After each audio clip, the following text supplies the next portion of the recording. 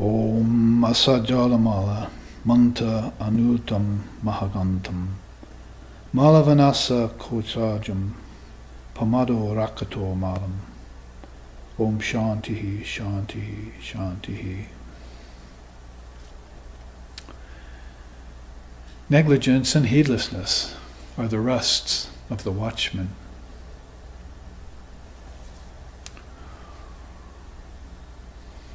Slothfulness is the rust of all things, good and spiritual. Non-recitation of scripture is the rust of monasteries. And non-self-effort is the rust of households.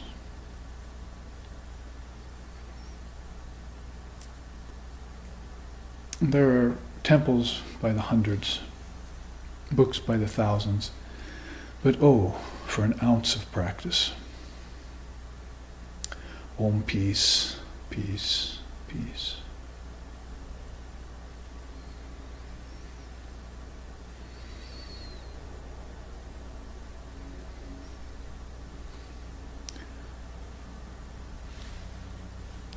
Om satyena labhyastapasa hyesa atma samyagyanena brahmacharyena nityam antaha sharirehi jyotirmayo hi shubhraha yam prashanti yatayaha kshinadoshaha. Om shantihi shantihi shantihi.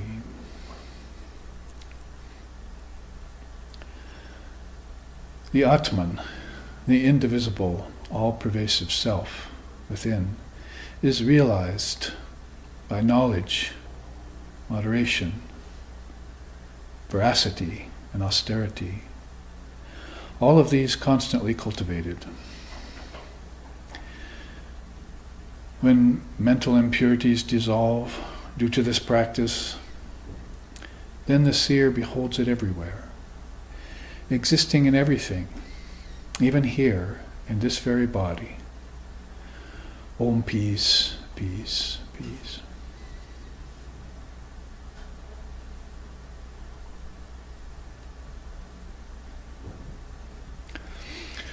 Om Sahana, Om Sahana Vavatu Sahanau Bhunaktu Sahaviryam Karavavahai Tejasvi Navaditamastu Ma Vidveshovahai. Om Shanti Shanti Shanti. May Brahman, the reality, protect us. May Brahman sustain us. May Brahman illumine our thinking consciousness. May we not find fault with each other, with the world, or with the teachings. And may what we study be a source of inspiration to us eternally. Om peace, peace, peace. May peace be unto us, may peace be unto all. Om Hari Om.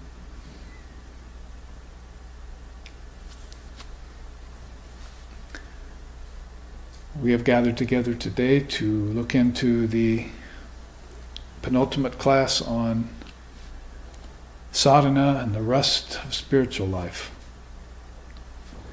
In the first 3 and 4 classes, we looked at rust as what it means to spiritual life, and of course what it meant to great souls like Lord Buddha. We just chanted out of the Dhammapada about rust being, as far as pertinent to our day and age and life here, amongst the householders, the rust of households. That is, not a lot of beings doing the practice, certainly not a 4 yoga comprehensive practice daily, that definitely incorporates much more than just prayer and some moral thinking, hopefully, but actually goes into practices called sadhana in Sanskrit, which have to do with your daily meditation, which is very important. I was thinking of the words of a song on my drive here today, that one word says, "I'm working so hard I don't even have time to pray." It was a line of one of the songs I heard from my past. So, working so hard I don't even have time to pray, and so those are the two things that could be considered rust causers: prayer and work. Who are you praying to? In other words, there is no God, but that God was just inside of you, the Atman, the Paramatman, the Supreme Self, the Buddha nature, the all-pervasive consciousness, your own self. And all other gods and goddesses and so forth are just forms inside of you, in your mind. Because inside of your mind is the kingdom of heaven, where all these other lands, these realms, these chambers of the Father's mansion exist, all inside of you. So it's a matter of whether you're looking inside of your mind, or whether you're looking inside of your Atman, or if you're looking at reality, or if you're looking at relativity. One of my students, probably watching today from Europe, sent me an email saying the meaning for relativity, that word, etymologically I think he was saying, is meaning that that which carries back. So I wrote back to him and said, that's very good actually, if you think of relativity in terms of reincarnation, that people are always carrying back loads, you see, back into the form. You have one form and it's not enough for you, so you want to live again and you want to live again. Pretty much repeat the same old rounds of birth and death, doing the same things: pleasures, pains, admixtures, attainments, which you lose at death and don't remember in your next lifetime.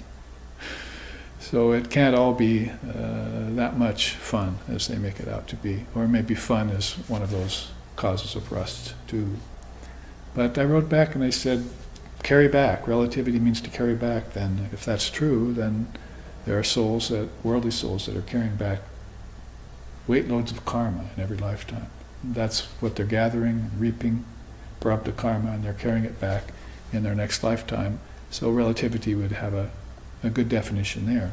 Then I told him, though, but there are other souls too who are seekers, who are devotees, and they have a very positive attitude about, a definitive attitude about lessening these weights. So relativity for them would be a practical matter. It's practical to come back if you're looking to seek God, if you're looking to realize your true nature, if you're looking to attain enlightenment, then it's a practical matter. So the seeker and the practitioner has a view much like that. So then you can go forward with it. Relativity for the realized soul, for the luminaries and so forth, that would be a very transcendental matter, because you're not going to want to carry things back anymore. So they have this attitude that you want out of relativity and you want to see reality, and then put relativity aside, put the world aside, because birds have nests, foxes have holes, but you don't have any real place to lay your head here. So you put relativity aside and you seek reality and you attain it, and then you never come back again. You don't carry back anymore from relativity. So those are three ways in which I interpreted his message. And then I said, but there is a fourth class of being, rare or superlative kind of being, who thinks more in terms of gaining. It's neither negative, nor is it practical, nor is it transcendental. It's innately positive, their attitude. Is that they know that they need to extract themselves from relativity and get the highest non-dual realization. And then once they have that, they're going to turn and come back. But they're not going to carry anything back with them. They'll come back without any baggage or without any weight, without any karmas. And so for them, it's not even a transcendental matter, so they'll all go beyond and never come back again. It's that I'm going to get my highest realization, then I'm going to return and help the suffering, the striving, the struggling, and the seekers. And all of those who are looking for their first transcendental experience, non-dual Brahman. So if you then define the word relativity in terms of to carry back, which is this meaning behind it, and this is how you would think about that. There's these 3 or 4 classes of beings who like Lord Vashishta says in his scripture, if you're caught with your baggage at midnight at the carriage station, and the carriage lets you off and moves on, and you're let off at midnight, no one to pick you up, and you have all this baggage, then you have thieves out there in the woods looking at you, and maybe take your baggage if you go away, even if you go away to look for someone to help you. And so you're sort of stuck there with your baggage at the midnight, you see, at this way station. So it's how he describes beings with heavy karmas.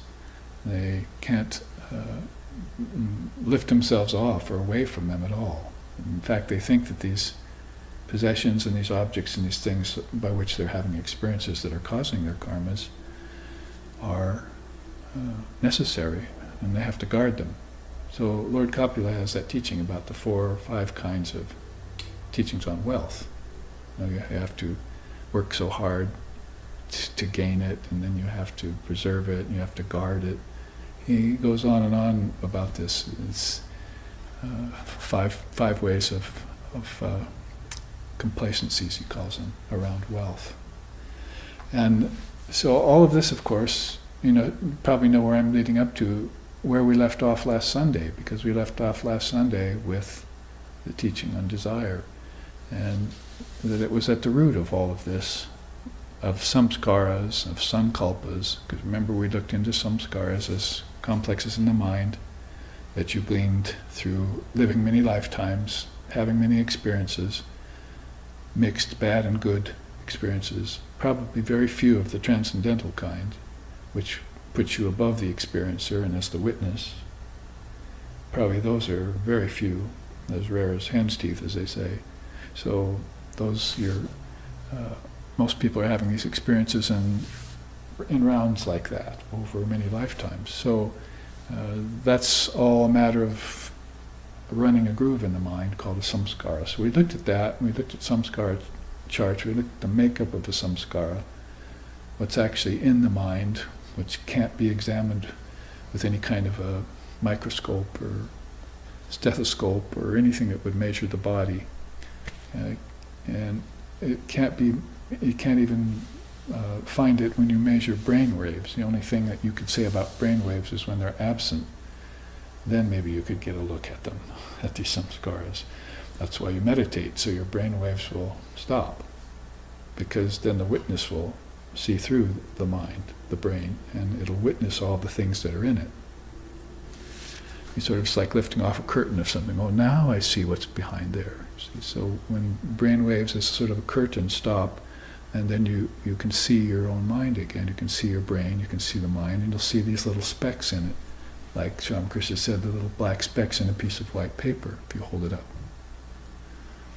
So those are some scars in the mind, and we, of course, our Western psychology, we don't know anything about them because we don't believe in reincarnation or that we've lived before. We haven't remembered our past lifetimes. But Krishna says in the Gita that he's remembered all of his lifetimes. So there are souls out there who keep awareness with them in all phases of their consciousness: waking, dreaming, sleeping, birth, life, death. All of these kinds of movements of the mind, because they have a witness consciousness that's looking on these movements, they've developed that, and the reality instead of relativity, if you want to put it that way. Then they remember when they come back into their next body how they lived, and their wisdom comes back for them. And the ignorance that they expunged in the previous lifetime doesn't come back. They're not carrying anything back with them. They're like a truly clean slate, whereas most souls think the baby is a clean slate, but the baby still has all these desires coming from samskaras that were created in previous lifetimes that caused it to take another birth in a fetus as a human form. I remember our founder, Lex Hickson, telling me toward the end of his life, "Oh, there are many better things to be than the human being," as if he was planning on being one of those. Many better things to be than a human being. Because a human being is so trapped behind the curtain of Maya, and it's so limited in what it can attain or what it thinks it can attain, and it's so bound down to its body and its senses and the sense objects. So desire is one of the main reasons behind that, and that's why we looked at this chart on the two wheels.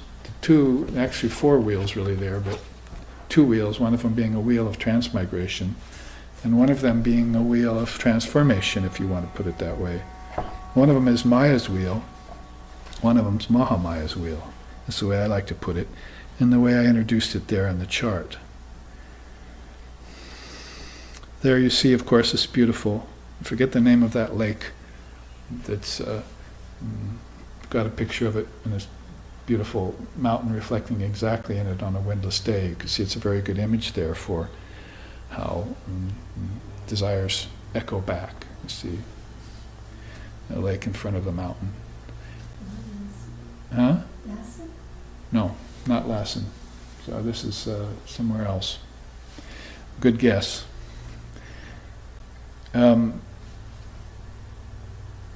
So we looked at this, and we have some other ground to gain in these next 2 classes. This is actually a 6-class series. I think I might have said 5-class series back in the in the first class, but we see that we have 6 classes really to spend on the time. So I pretty much used the first 3 classes to talk about rust, what the nature of rust is, and spiritually speaking, how that gathers and over our minds and our energy, our prana, how it stops it from flowing and retards connections that we should be making.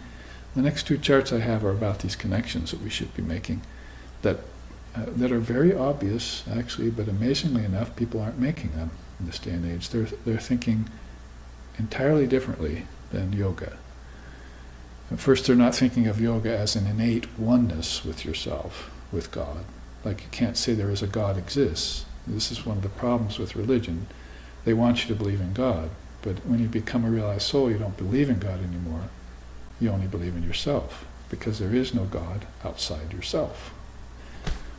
And that might sound prideful and pretentious, but it's a matter of realization to hundreds of souls that have gained that realization, and Jesus and Buddha were several of these. Krishna, who saw all his past lifetimes, they found that there was no God anywhere. Vivekananda came back and said to us that there is no God, there's just the great self, and thou art that. I'm quoting him verbatim out of his own letters. There is no God, there's just the great self. And so call that God if you will, he would say, but don't even need to bring that word in. So when you have that non-dual realization, then you stop looking for God outside, that's for certain. And then you can't even call God inside. Sometimes we say, we meditate on the Atman within. Well, that within isn't the opposite of outside. Outside, inside's a duality. That within is within your true self. So when we clarify terms like that, then they bring us insight. That's when Divine Mother gets into the picture, because she's the goddess of the word. So you hear some words, like inside, outside, and you think you understand it from terms of space, or if you're a physicist. If in terms of a metaphysicist, you think you understand inside and outside from the standpoint of outside energy and inside energy. But you haven't, when you're seeking wisdom and you find it, then you realize that Divine Mother is telling you inside and outside mean 2 entirely different things in the realm of Jnanam. And this inner wisdom that occurs to the soul who's seeking like that, then all of a sudden will split the atom of ignorance and this great power will come forth. That's what we're not understanding. We're not having those experiences as Western savants and students and professors and so forth in our various pastimes. So we can't talk in terms of that. We have to go to somebody who's had the experience, and then they can tell us about it, you see. So in terms of desire then, this is a great rust causer, and we looked at this from the standpoint of the wheel of Mahamaya below, which was a wheel you got on that caused you to live a worldly life, basically. Maybe even an immoral worldly life. Then you got on the wheel of morality that went the other way, and you thought you were saved. Maybe you were, at least from worldliness. But you find out that worldliness and religion was still weighed down by war and politics and false religion and other things. So, and morality was not taking you to the highest position. And then, so you were in this wheel of birth and death that Lord Buddha talked about. Kala Chakra, or Samsara, or Maya. That's the word we're using here for these wheels. Maya's twin circles that are going opposite of each other, causing you to be more confused than you thought you were. You get off one wheel, you think you're free, find that you're just on another wheel going the opposite direction. And it's all has to do with these first three worlds, Bur, Bhuva, and Swarloka. Those are three great words that we use in the Gayatri mantra. Om Bur Bhuva Swaha Tat Savitu Evrenyan. We all know this mantra who are into deeper mother wisdom. And when they use it in that, then they're using it in terms of bringing peace to these three levels. Because you're going to need to bring peace to these three levels in order to have love and bliss. And when you have love and bliss, then you can penetrate through what we called last week the Vishnu Granthi, remember? Vishnu Granthi is right there between the heart and the navel. That is basically there's a subtle membrane there in consciousness. I'm not talking about in the body, but in consciousness, that's keeping Kundalini Shakti from flowing into higher centers of your awareness and making you like these seers and these saints are, fully awakened and fully engaged in spiritual life, free of doubt, free of fear, free of rebirth if they want, free of relativity. They're living in the reality.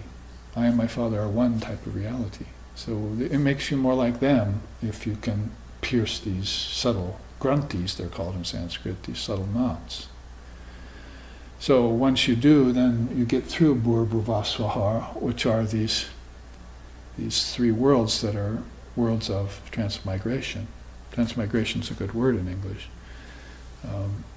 You can also put these into one word called, or one path that Sri Krishna called the moonlit way.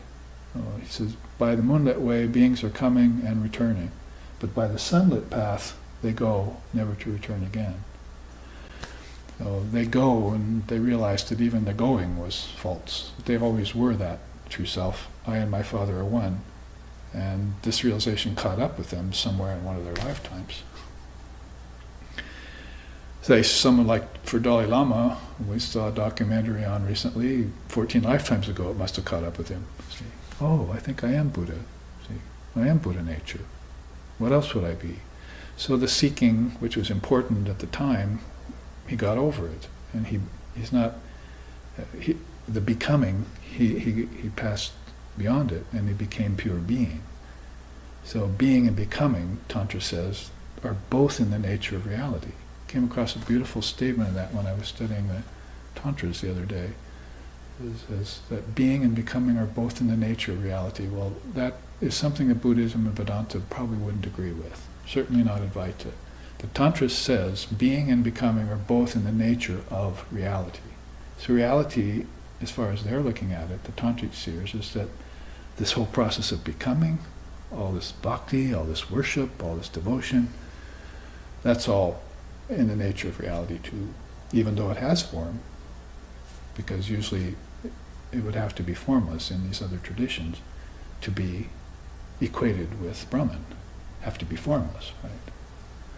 So you have beings out there that are taking a little bit different look and having a little bit different experience. But the thing to look out for is that the Tantra says when they say being is in the nature of reality, they mean, becoming is in the nature of reality, they mean becoming by doing practice, by worship.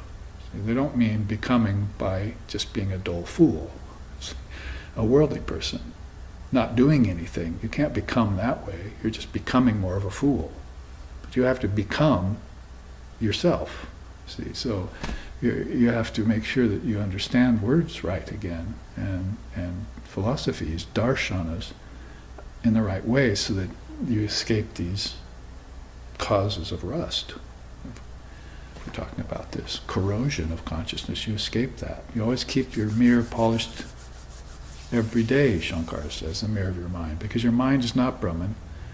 Your mind has dualities in it. Your mind has imperfections in it, which is why human beings are at risk. Why the founder said there's much better things to be than a human being, because if you're a human being, you've got a mind.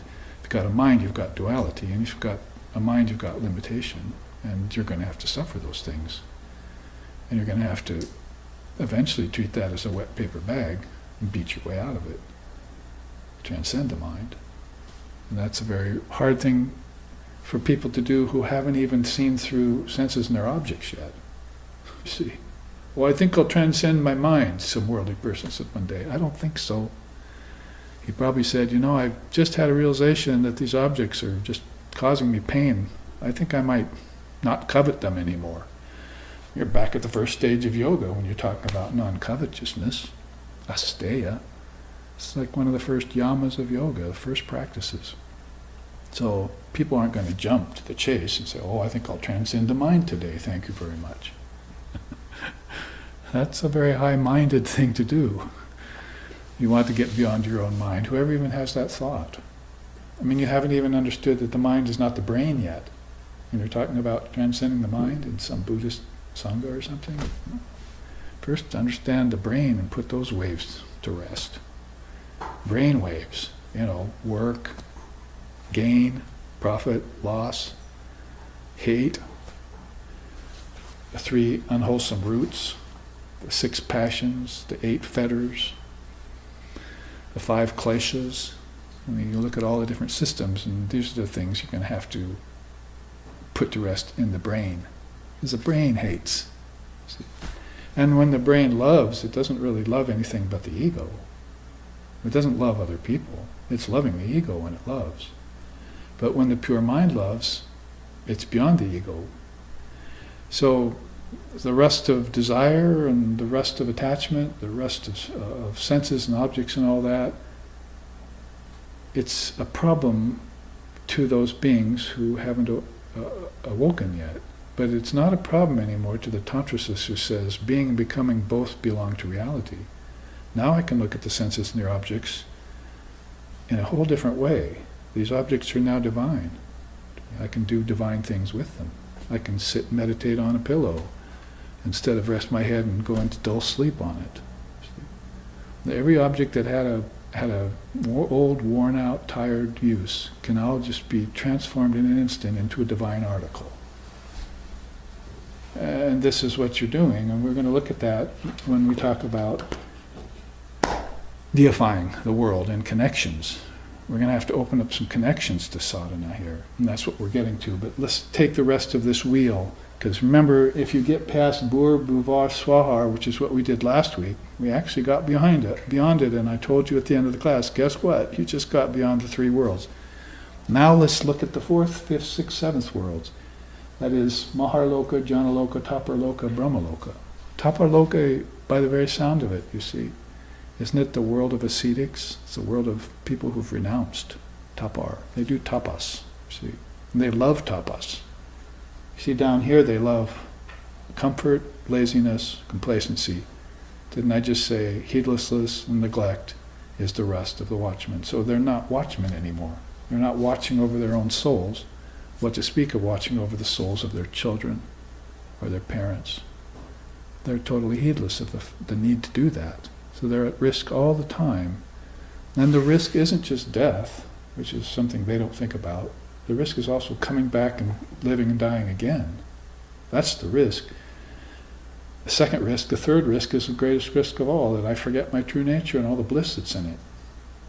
I forget to sit like this. I forget to come to class and see the Dharma. I forget to be in holy company.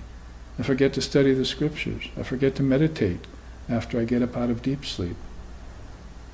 And I forget to serve others as God, not as egos, not to get things from them.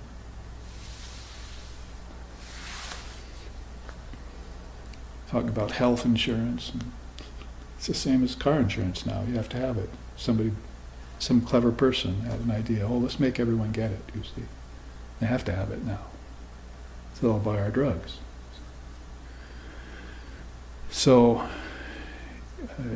you can do without. And that's what Taparloka is. And it's not even depending on these worlds anymore that you're so familiar with. That is earth, heaven, and hell, or earth, lower heaven, and higher heaven. They're not even talking about hell here yet. That's a very unfortunate being who has to be assigned to a patala. Patala means sunken ground. So there's sunken grounds in your consciousness. That would be like your brain becoming fried. We're talking about mind is different than brain. Well, that's a good thing to realize. But what about brain as brain?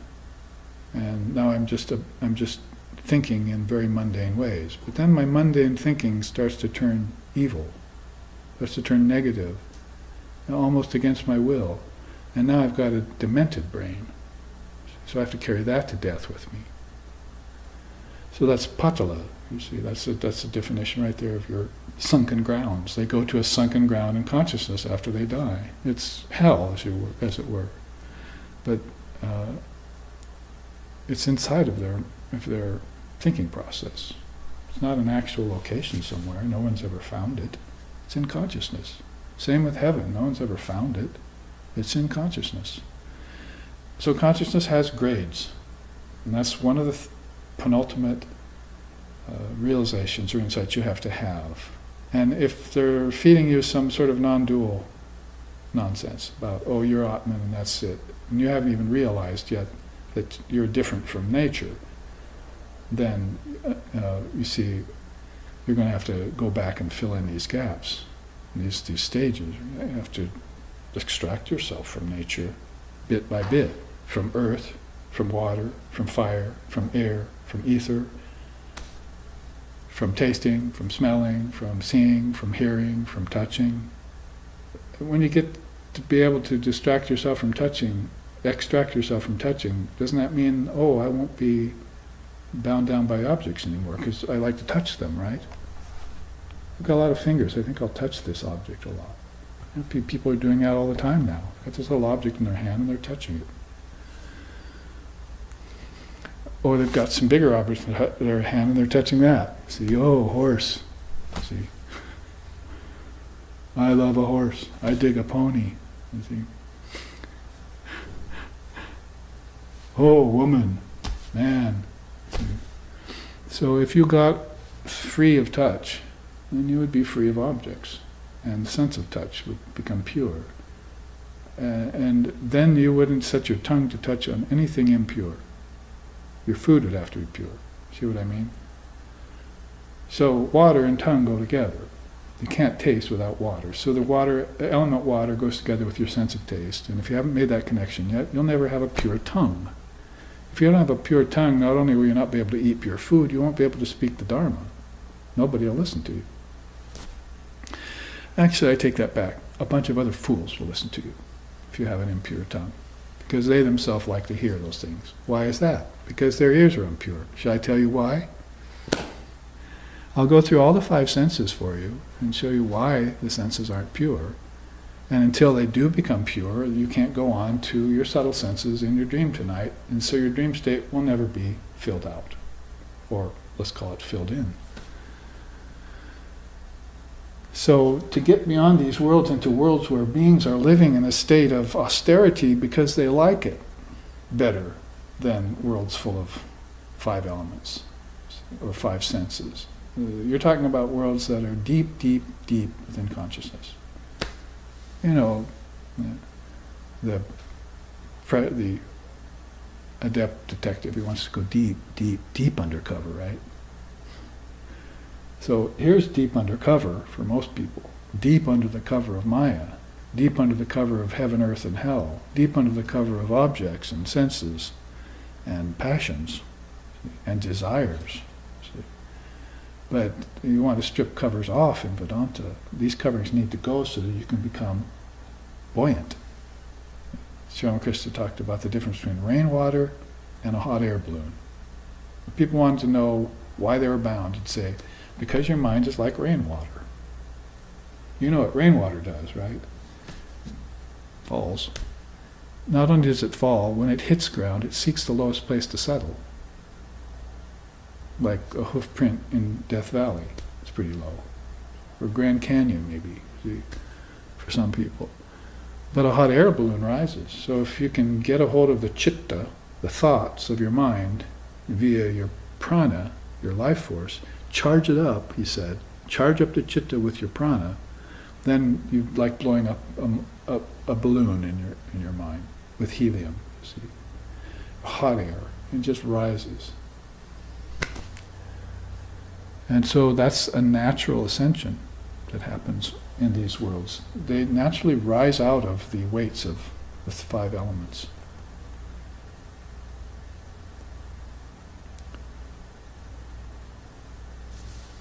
Last night here in this room, the thunder shook it. You see, the thunder shook it while we were doing worship. So,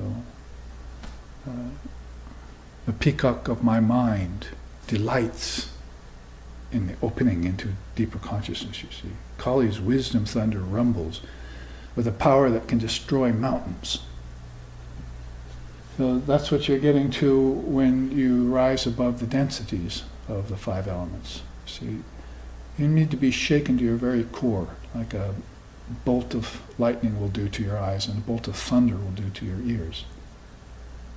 Those are profound signs. In Tibetan Buddhism, you've got these vajra, you've got a lightning bolt and you've got a thunder, you see, as objects. These things that you're worshipping in front of, or you worship these, and they're outer representations of this inner realization that comes through the 5 senses when they're purified. Like the difference between a child looking at a lightning bolt and a grown man looking at a lightning bolt. Sri Krishna said, little boy heard some thunder one night, and he said, "Oh, what's that?" And his father said, "Well, they're just rolling. They're bowling in heaven. Big bowling game up there." Then he saw lightning. The child said, "What's that?" He said, "They're striking matches up there tonight." So this is the way the little boy understands, you see, at first, the implications of thunder and lightning. But the older man, of course, knows what these are scientifically, physically, but not many people know that these vajra, these lightning bolts and these thunders signify profound, earth-shaking realization that will shake you to your core and take away the 3 worlds completely in a vision where you're struck dumb. This is called jada in Sanskrit. Jada means dumbfounded. It means inert. You just go inert. Come to find out that just the word thunder, vajra or lightning, can do it if your mind is sensitive. So now you're talking about a pure mind. See, if a pure mind walks in, and a teacher talks to that pure mind, then you say, "Well, you're not listening to my class anymore." "I didn't need to. I heard your first words. That was enough." You see, I'm already in samadhi. Most people are falling asleep when they hear words, but this person came in with a pure mind. The teacher started talking about the Dharma. Said, being and becoming are both elements in consciousness. They're a part of reality. That was enough for him. See, he was gone. He was shaken to the very foundation of his being by thinking about something so profound. Probably in contrast to the fact that he just came off the street and nobody was talking about anything profound there. The most profound thing he heard about out there was, is your car running well? You got an umbrella? Stay dry. How's the weather? Then he came in here and he found out the real meaning of weather, the real meaning of rain, the real meaning of thunder, the real meaning of lightning, and his consciousness got shook. Now he's got a desire, a higher desire. So these are all beings that are attended by higher desire. They haven't gotten totally rid of their desire for form yet. They still hold subtle forms. Heaven is like that. But remember, we're talking about heaven, lower and higher heaven, as having a form that brings you back to earth. We have to understand that about them, about Purloka and Svarloka. We're not just satisfied in Vedanta and in Hinduism and Buddhism and so forth to say, oh, there's heaven and there's hell. See, no, there are subdivisions to consciousness. In fact, it's all consciousness, and heaven and hell fit into consciousness somehow as it vibrates in different degrees of intensity. One is vibrating very densely, you've got air, earth, fire, water, and ether. One is vibrating more subtly, you've got air, earth, fire, water, and ether in your dream tonight. So your consciousness shifted from gross to subtle, and then it's going to go back to gross and so forth. Well, see enough of that happen, and pretty soon you're going to want to push the envelope and say, well, I went to heaven, and then I saw higher heaven, and when I saw higher heaven, I saw the angels, the celestials, and I saw the demigods there, and they didn't seem very happy. They were warring with one another, just like they're warring with one another down here in Burloka. So I think maybe next time I want to push through that, because I'm a peace lover, I'm a God lover, I'm a bliss lover, I'm a wisdom knower.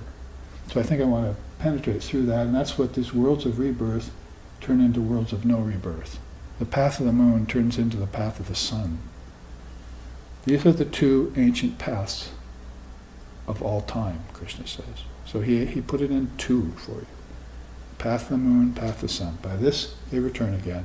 By this they go never to return again. To this dense world of coagulated desire and samkalpa and samskaras and karmas based upon passions and fetters and ignorance, coveting. As we move up into these worlds then, and where we left off last time, we entered in to this outer wheel of the higher wheel, and we found that we had yearning. So when they used to ask Sri Ramakrishna about it, they have yearning, right? So that's the first thing that happens.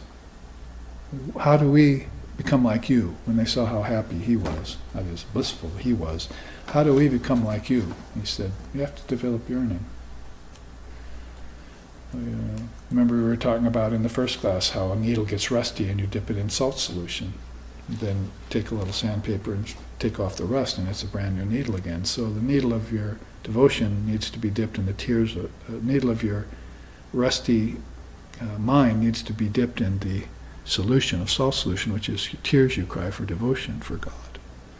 So it sounds like becoming has a purpose, doesn't it? Especially to the tantrasists. To any sadhaka, a person who practices sadhana, they want to subject themselves to these purifying agents. Devotion, crying tears of devotion, love, yearning for God is one of the finest of those, one of the foremost and earliest too. Then comes vows and precepts.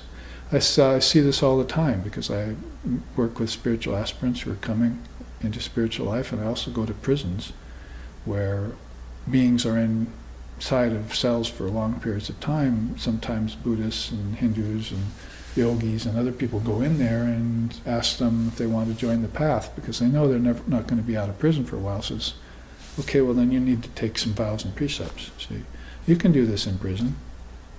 I mean, we're all in prison. A famous book called We're All Doing Time. That's very popular amongst the inmates in prisons. We're all doing time, aren't we? We're in outside prisons or inside prisons. That's where you need to understand words like inside and outside again. So then take vows and precepts mean I'm going to do a practice, and so you're not going to be able to go out and do much outside, so these have to be vows and precepts you take inside. I will meditate now a certain time every day, and I'll never leave my seat. I will study that scripture. I'll finally read that book that I've always wanted to read, that holy book. You see, we're not talking about worldly books, because those just rust your mind. Talked about holy books, sacred articles, sacred senses that you generate in order to read these in the right way, understand them in the right way, worship in the right way, get some teaching, get some help. So all of these things are aids for you. And you're talking about worlds like Maharloka and Janaloka already when you're talking about this kind of refinement of consciousness. This Maharloka, that's where you'll see the Mahat. You see the great mind there, and deeper it goes. So, back to this wheel, vows and precepts should turn into dharmic life in the right way. See? So, dharmic life is something that is quite rare. We make the distinction between it and moral living. Ethics and morals were good to a point, but we don't see them giving people enlightenment. We see them, if they're followed aright, see them turning into good, moral, ethical people and going to heaven, and then they're coming back as good, moral people. The world is not just full of evil, worldly people. There's got a lot of good, moral people in there too.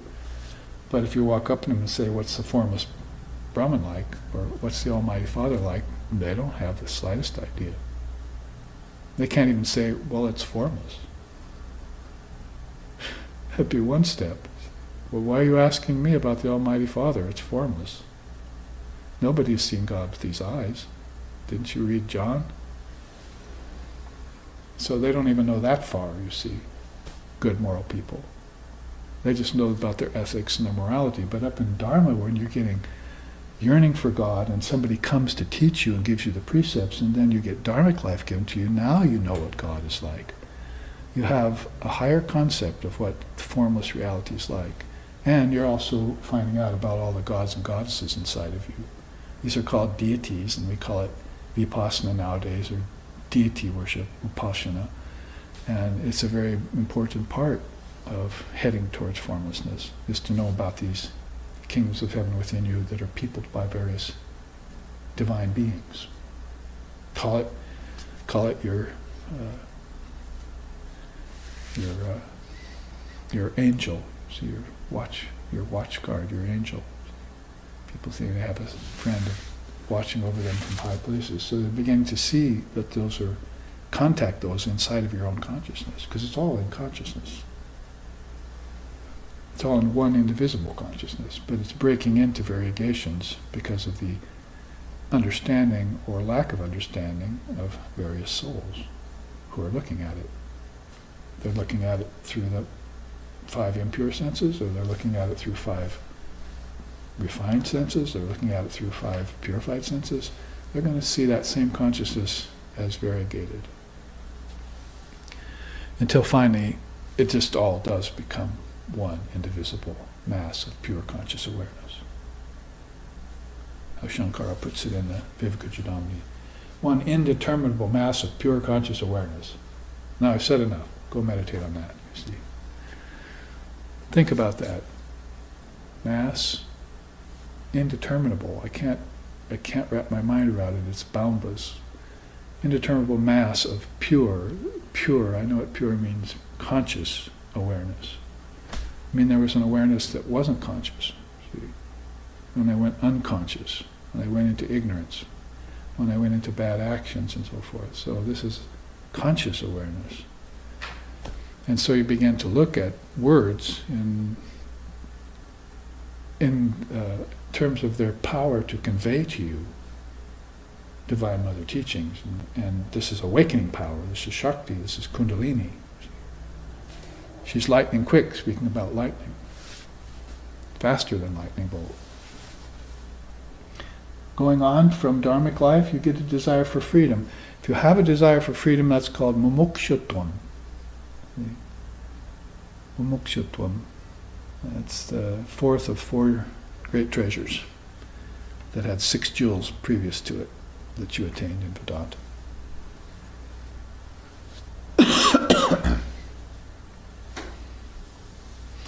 And then there's this inner wheel has been going around like that, you see. So that's the Mahamaya's twin wheel of transmigration. We just described this yearning that was necessary. Now, from there, desire for freedom, attain a path, get a guru, do your initial practices. This class is called sadhana, dissolving the rust of spiritual life. So that's where it really gets effective, your initial practices.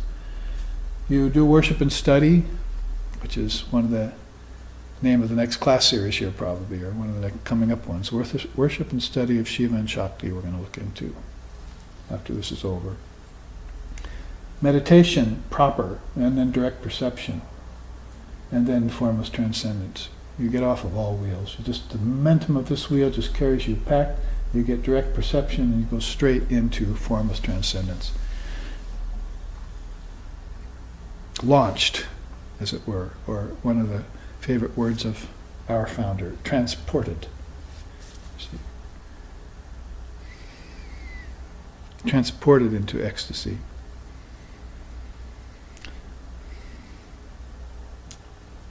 And so you see right up at the top of this chart, which we've just now completed, and you see this quote by Sri Sharda Devi, Holy Mother. She said, "Not all can be free from desires. The creation is going on because all cannot be free of desires. People with desires take their births again and again, but that indeed is the last birth in which one gets rid of all desires." Pretty much describes that to a T, doesn't it? What we just said. We just pretty much fleshed out everything that she said in that one statement.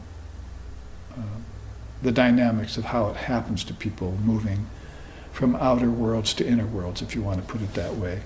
So desire's at the root of it, as Shankara would sing sometimes. Angam galitam palitam mundam Ashavahinam jatam tugam Hridayati grihitva dandam Tadapi nabuchati ashapindam Bhaja govindam bhaja govindam Bhaja govindam mudamate Samprapte sanihite kali Nahi nahi rakshati dukrin karine.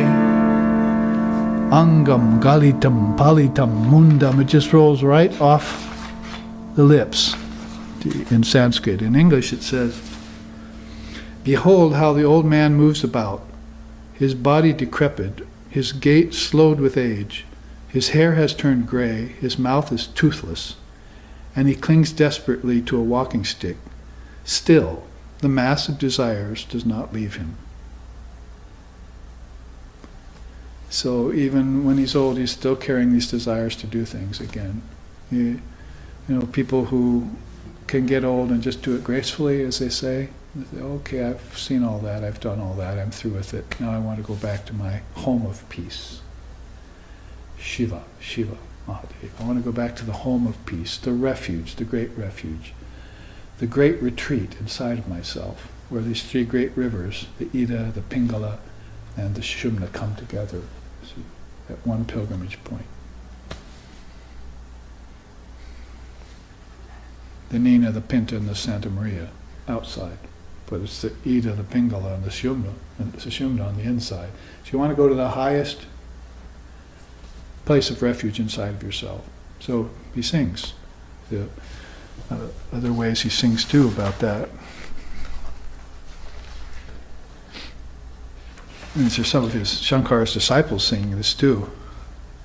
Sutaha kriyati ama bhogaha paschadanta sharire yogaha yajapi loke maranam sharanam tadrapi napuchakta papacharanam bhaja govindam bhaja govindam bhaja govindam mugamate samprapte sanihite kari nahi nahi rakshati dukrin karane.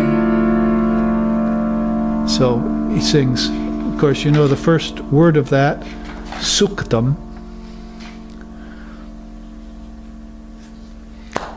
One takes easily to sensual enjoyments, sukha, happiness.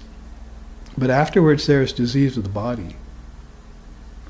Although in this world death looks on as the refuge, even then one does not relinquish one's desires. So slokas like this out of the Bhaja Govindam by a great realized soul like Shankara, who's got the pure mind intact, convey to us this power of mother wisdom that comes through him. He was not only a great Mahacharya, he was a Shaivite. He was not only Shaiva, he worshipped Divine Mother. Not only that, he wrote slokas to Vishnu and Krishna, calling him the highest Lord. So this is a universally minded soul of the best kind, highest variety. One of those rare souls that we talked about, that I mentioned earlier in class. So you have this as something to consider.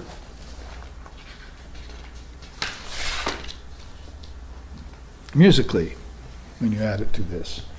So this is what Holy Mother says about desires, and that pretty much wraps up this chart. So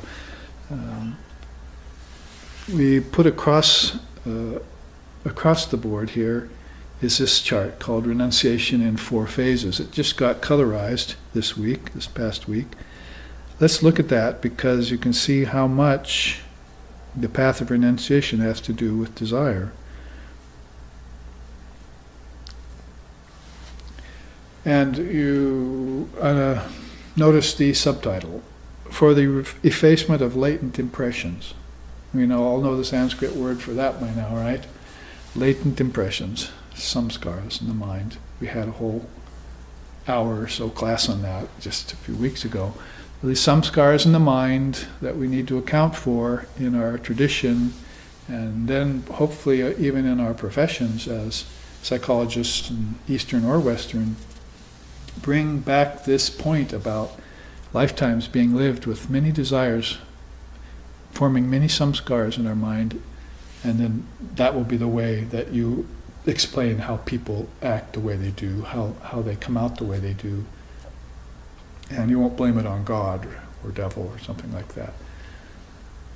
You'll see that people have created their own worlds in that sense, you could say, and then they're living in those worlds, and they're acting in such a way that is in accord with the way they acted before. And it's very hard for them to change, like a leopard not being able to change its spots, they say, you see. So it's very hard for them to change. They're going to have to do some transformation inside. So there are rather slow ways to do this. I was saying, if you can find a great teacher and get the wisdom transmitted to you, that would be a quicker way. Swami Vivekananda said, Jnana Yoga is the quick way. One lifetime of intense study of Jnana, Dharma, will do it for you. It's that whole life just dedicated to this wisdom, Mother Wisdom. You'll find yourself toward the end of your life a hot air balloon instead of rainwater. You'll start understanding deeper and deeper things, and they'll start putting you in higher and higher states. Just naturally so. So there are fast ways to do it that way, and this would be another fast way. This is out of the Jivan Mukti Viveka. It's a very profound scripture which basically only monks study, but there are some teachings in that I pulled out that I thought would be very good for us, because some of us are very interested in dropping weights, not just waiting around. You see, like grace and predestination, that's not really our path. It hasn't worked for 2,000 years, so why should it work now? We rather take a look at our karmas and then know that we lie in the bed we made for ourselves. And then we can get up out of that bed, efface our karmas. We won't have to wait for 2,000 years to get free. We can do it this lifetime, because we put ourselves in that bed of karma, and we're the ones that have to get ourselves up and out of it. So we do it by self-effort. And what's the problem otherwise? Rust. You see, the rust of ages, if you want to say it. And so to be free of that rust is to take any of these elements of sadhana and apply them. So now we're specifically into the part of this 6-class series about sadhana. Renunciation is a kind of sadhana, and you can see here has so much to do with what we just looked at, desires. Because the first phase is Vishayavasana. You give up the base desires for sense objects. Can you do that? Can you practice step number 1 of renunciation and give up base desire for sense objects? Well, probably people in this room and people in religious circles have already done that. Because if you're talking about base desire, I can't really find much for it anymore. I don't have like base desire around bodies, or base desire around food, or base desire about money. That doesn't really interest me anymore. I'm into a higher level of consciousness. But this, for a beginner, then, is going to be the first stage of renunciation. Make sure you give up base desires for gross objects. It's sort of like Patanjali saying, savitarka, nirvitarka, savichara, nirvichara. There are desires outside for objects, for outer objects, and then you have desires for those same things, inside of you. So you can give up the outer ones, but have you really given them up? No, I find out I'm still entertaining them in my head. They come back to me. And then they begin to draw me back out and attract me to the outer ones again. So I find myself having given up alcohol, and I saw this happen to one of my students a long time ago, giving up alcohol for 10 years, having a drink at a party, back into it. Threw away her whole spiritual life, 10 years of sadhana, everything gone because of a little alcohol. So she thought she had given up the desire for it outwardly, but she still entertained the alcohol in her mind. It was still a root, base desire. So you have to be very sure then in the first stage of renunciation that you're through with these things. As you go on to the second and third stages, and you're cruising for a bruising. You see, you're going to have a fall at some point if you're not careful, and you don't want that. That's one of the problems that Patanjali outlines in yoga. And again, if we're talking yoga all of a sudden, is that you fail because of something you left some stone you left unturned, or some practice you left undone, some karma you left unexpunged. All of a sudden you fall later in your spiritual life because of that, and you fail the path, and you have to start over. So say, oh, maybe you have a lot of chutzpah, and oh yes, I'm going to start over, I'm going to do this right this time. But you've got this psychological idea of failure the first time you tried it in your mind. So you're having to drag that weight. Talk about carrying on relativity. You're carrying relativity on with you in the form of a failure that accompanied you a year ago or 2 years ago or in your last try. And the more you fail, the more this becomes very strong as a samskara in you. Pretty soon you have a samskara of failure. I didn't bring those charts that we studied last week. You saw them. There was one samskara in one person's mind that's just failed many times, and so it's got this idea of failure all the time. And it doesn't just happen in your spiritual life, it happens in your earthly life too. I can't get that job. I can't make that grade. I can't make that money. I can't get that land. I can't find that relationship. Those are all failing on you too, again and again, so you just become imbued with the idea of failure. You may even look outside like you're a success, but you've got this specter haunting you inside of your mind. If I try that, I'm going to fail. So people then move away from things they want to try, you see, like religion or spirituality. No, I know myself, if I get into that, I'm not ready. See? Oh, that teaching. I sat there with you, somebody told me recently, heard that teaching, it was so beautiful. But then I said to myself at the end of class, I'm just not ready for this. Another way of looking at that would be, Mother brought me to this class, so I must be ready for this. That would be the positive, practical way in which you would want to pursue something like that, if you believed in something other than post-mortem emancipation or grace and predestination. If you believed in your own karma. If you believe in predestination, at least believe in the fact that you're the author of your own predestination, so you're bringing this forward at just exactly the right time for yourself. And you probably did that in your past lifetime or in the bardo between your last death and this birth. That bardo between your last death and this birth is a very profound bardo.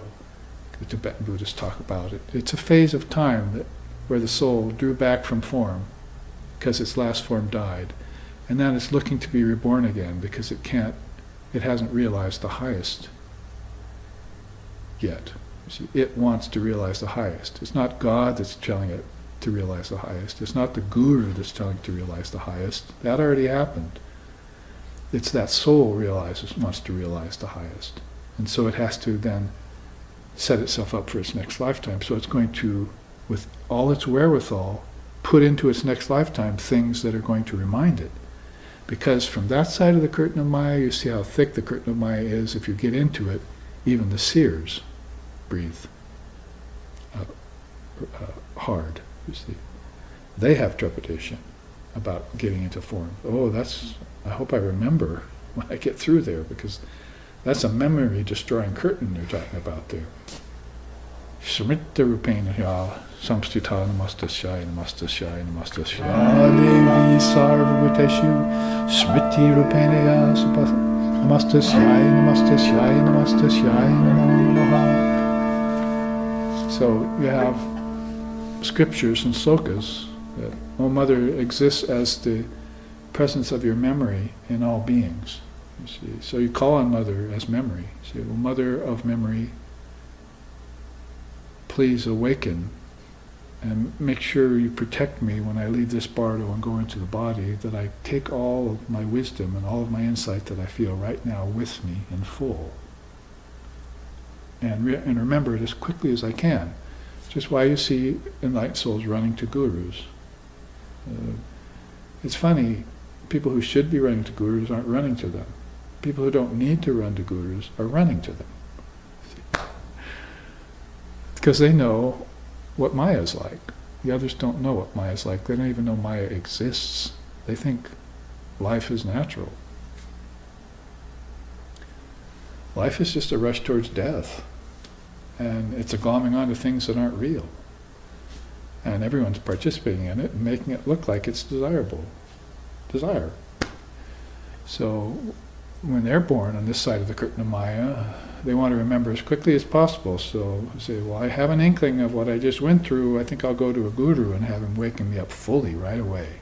So I can spend as many years, days, months in sadhana in this lifetime that I can, so that I can become free of corrosion.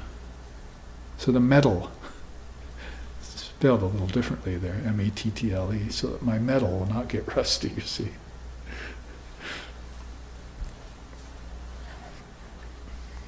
Well, my usual way of going through a simple teaching and taking a lot of time, but first Vishaya Vasana. Vasana means desire, in Sanskrit, so make sure you give up base desires for sense objects. You can let sense objects come and go, that's fine. People ask me this, well, it means I can't eat anymore? Or I can't go smoke a cigarette? Not necessarily. I wouldn't advise cigarettes. One a day won't hurt you. One a week. See, but if you're smoking it being guilty about it, or you're smoking it craving the next one, then you've missed the point of yoga entirely. It's not whether you have something or don't have it, or whether you're attached to it or whether you're unattached to it. It's like being happy to be without, and just being peaceful.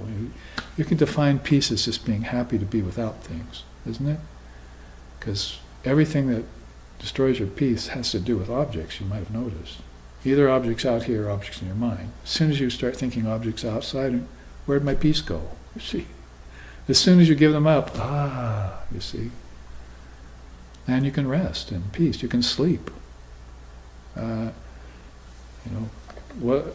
rupena samstita namastasya, or Vidya rupena samstita namastasya namastasya ya devi sarvabhuteshu Vidya rupena samstita. She exists as sleep in the hearts and minds of all beings. So you don't have to be guilty for sleeping. You want to sleep fully, deeply. And when you dream, you want to have dreams, make your dreams into meditations. There's this idea in people's minds that if you enter into yoga or you enter into higher spiritual life, that you have to give everything up. Well, you do in a certain way, but it doesn't mean that those things can't still persist with you. That is, they're around you. Give up all your children as quick as you can, and then just be happy to see them. It's when you're attached to them that they become a problem. And teach them to be detached from you too. Be your own self. Jesus said your children aren't your children. Those souls born to you aren't your children. They're souls under your guidance. So you better be a good guide. One Swami in India told me that once. I see you have students around you. I said, yes. He said, well, that's good then. Just be a real good guide. Be a good guru. So that's real concern and real care, and therefore you must be real love behind it. Like Swamiji saying, oh, Sri Ramakrishna loved us all much more than our parents loved us. We realized this was why we renounced the world and became his disciples, because we realized here's a man that really loves us for who we are. Our parents loved us for different reasons. Even our good moral parents loved us for different reasons. They want us to be good moral people like them. What's it called, a replica? Pumping out replicas. Good little Christians, good little Hindus, like cookie cutters. Be original, be free. That's rare to find a soul like that. Be your own self. And cut your own path. I was talking to someone on the phone just the other day about that. Cut your own path. Nobody can get in your way. Not even God. If you want to do it. Nothing stands in your way. Holy Mother used to say that. Even God can do no harm to my children. She said that once. Even God can do no harm to my children. I mean, what's God worry about anyway? God doesn't worry about you. God's formless. So she was safe saying that even philosophically. But the point is that these children are her children, and they're invested with her power, and they can do anything they want. And they're fully trustworthy to do anything they want. She releases them into the world. They're called saints and seers and so forth, and other S words. Saints and seers and savants and sages and saviors.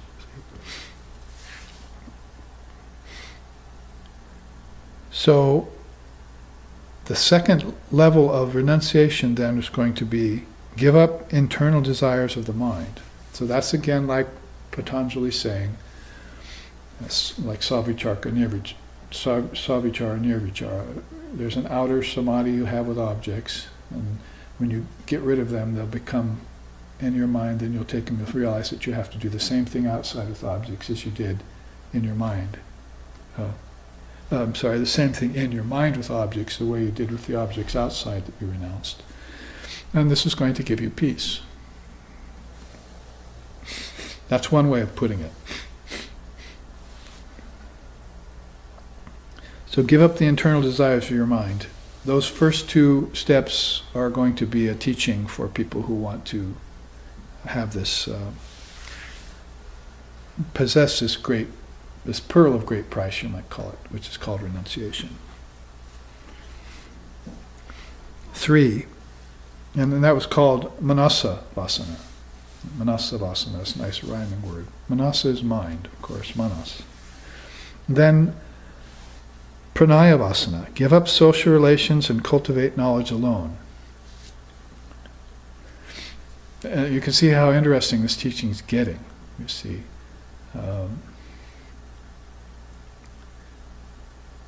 It reminds me that this doesn't always happen in this order. As I have students coming to me who are 1 foot in the world and 1 foot in spiritual life. You see this quite a bit. It's a little bit different than having 1 foot in one religion and 1 foot in another religion. That's a different kind of problem. Like wild fox Zen, they call that. But basically, if they have one foot in the world still and 1 foot in spiritual life, so you're waiting for them to determine where they're going to go. So this really describes it very nice. What's usually holding people into the world is social relations. And you find people coming to ashrams to find mates instead of find God. So these are people who, maybe if I go to that teacher's ashram, I'll find a man who loves me or a woman who will marry me. See? So this is in the back of their mind, and they'll go do that. Or, it didn't happen there, I think we'll go to another guru's ashram. There's another selection of men and women there, you see. So it doesn't just happen out in the world that people are looking for mates. I mean, you might as well leave it there. Social conventions mean you go to a party or a movie or a bar or whatever places, ungodly places people go, I think, where murders happen and problems happen. You hear about it in the news all the time. But they go there and they find their mates, but it's much the same way here if you haven't renounced social relations in your mind. And spiritual life means, I want a relationship with God, doesn't it? So what are all these other people doing in the way?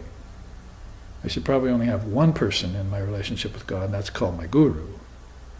Because even some of my guru bhais, they're called, are not reliable to talk about the guru or to talk about spiritual life. They have their own ideas of what's going on. They may still have some pranaya vasana in them, some desire for social relations. And so here, you're wanting to cultivate knowledge alone. So I think this is probably best put in the Jivan Mukti Viveka. That's one of my favorite expressions about that, is that you give up social relations and you cultivate knowledge. You're searching for dharma, not drama. As we say on a bumper sticker we've put out in SRV. You want the teachings, first and foremost. You know that that'll free you. You know that that'll purify you. You know that that'll purify your senses. And if you have that first, these two are probably already gained, you see. So that's why I say this is an order they're putting it in, but in the Western culture nowadays, from what I've seen, it doesn't necessarily go in this order. People who come to ashrams or to teachers or to spiritual life or to religion, there's such a mixed bag in their mind. Their vasanas, their desires are very, very mixed up, sometimes very convoluted even. And sometimes they don't even know what desires they have in their mind. Oh, whatever, man. See, let's just go there and see what happens. It's kind of the mantra, right? So to be sure of yourself, be certain of yourself, that's kind of rare. And so it would be very nice then if you had this third level of renunciation early on. So if you pretty much decided, I'm through with the world and all the things that it has, because I've been disappointed so many times. Most people will have to have disappointment. This lover of God once drained the cup of poisonous love and felt its embittered touch. But so there are even devotees who sing this, oh, I was in the world and I had this selfish lover, you see, and I got very disappointed by that, and basically then learned my lesson and backed off. Had enough social relations and relationships. I knew people were just searching for their own egos. Oh, they talk about loving God. See, my teacher said, you talk about loving God here in the West all the time, but that's not God you're loving, that's your ego. That was how he concluded. And he had had 30, 40 years of experience with us in his ashram before he made this conclusion. Came out in one of his talks. Well, I see you're not really loving God at all. Those of you who come here, you really just love your own ego and the egos of others. So what does it look like to love God? Pick up the Gospel of Sri Ramakrishna and say, be able to say, take a look at a real lover of God, and how other lovers of God gathered around him, 16 of them, at least, in his monastic fold. And then you'll see how somebody behaves when they love God more than they love the ego. So he was accused once of loving the young boys, and so he said, he went to Divine Mother inside and said, Mother, that person said that I love the boys. Is that true? And Mother said, no, you don't love the boys, you love me. You love God first and foremost. If God wasn't in them, you couldn't love them. So he went back to this person who accused him of that and said, fie on you. Mother told me that I love God in those boys, not those boys.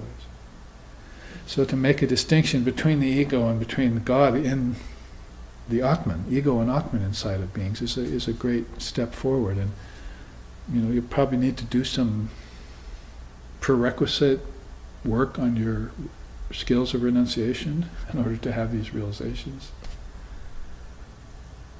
It's a very powerful path for some of us who want a quicker route than, say, dancing and singing.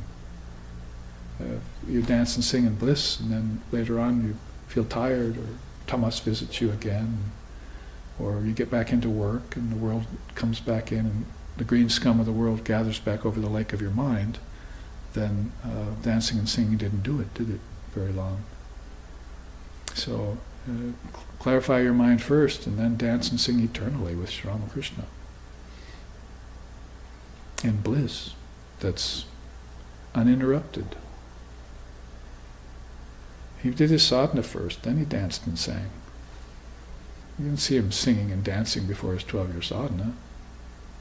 In fact, you saw him criticizing people who did. Oh, yes, they dance and sing over there at the Nahabat, over there near the Nat Mandir and so forth. But then I see them the next day just doing sins. They commit a bunch of transgressions the next day because spiritual energy came up. The next day it came down after they slept because their sleep was impure. So it comes down and then they go and do these bad acts. You could have caught them in one of those backs and said, weren't you just dancing and singing the names of the Lord last night? Now you're doing this? See? And then watch them sneak away guiltily, you see. So, get your clarity of mind first. That's the best thing of all. And then you can do whatever you want after that. Those things that are important, those things that are the highest attainments of spiritual life, you should do them now while you're young, because you won't be able to have the energy for them later, is how Holy Mother put it.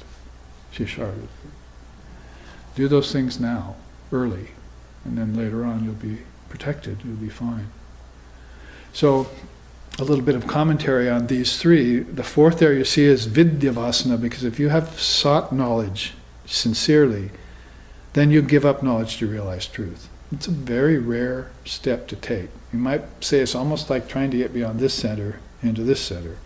There's another Granthi there called Rudra Granthi.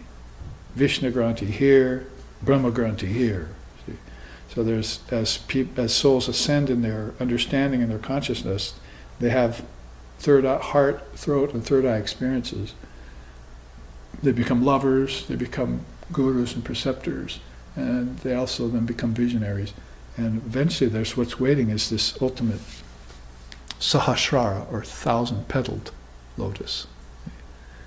And all the bliss, unalloyed bliss that is there, charged up there. Talk about lightning bolts coming together. And thunder, the thunderous realization, you might say. So that happens, and to those rare souls. Krishna mentioned it to Arjuna in the Gita. He even warns him a little bit and says,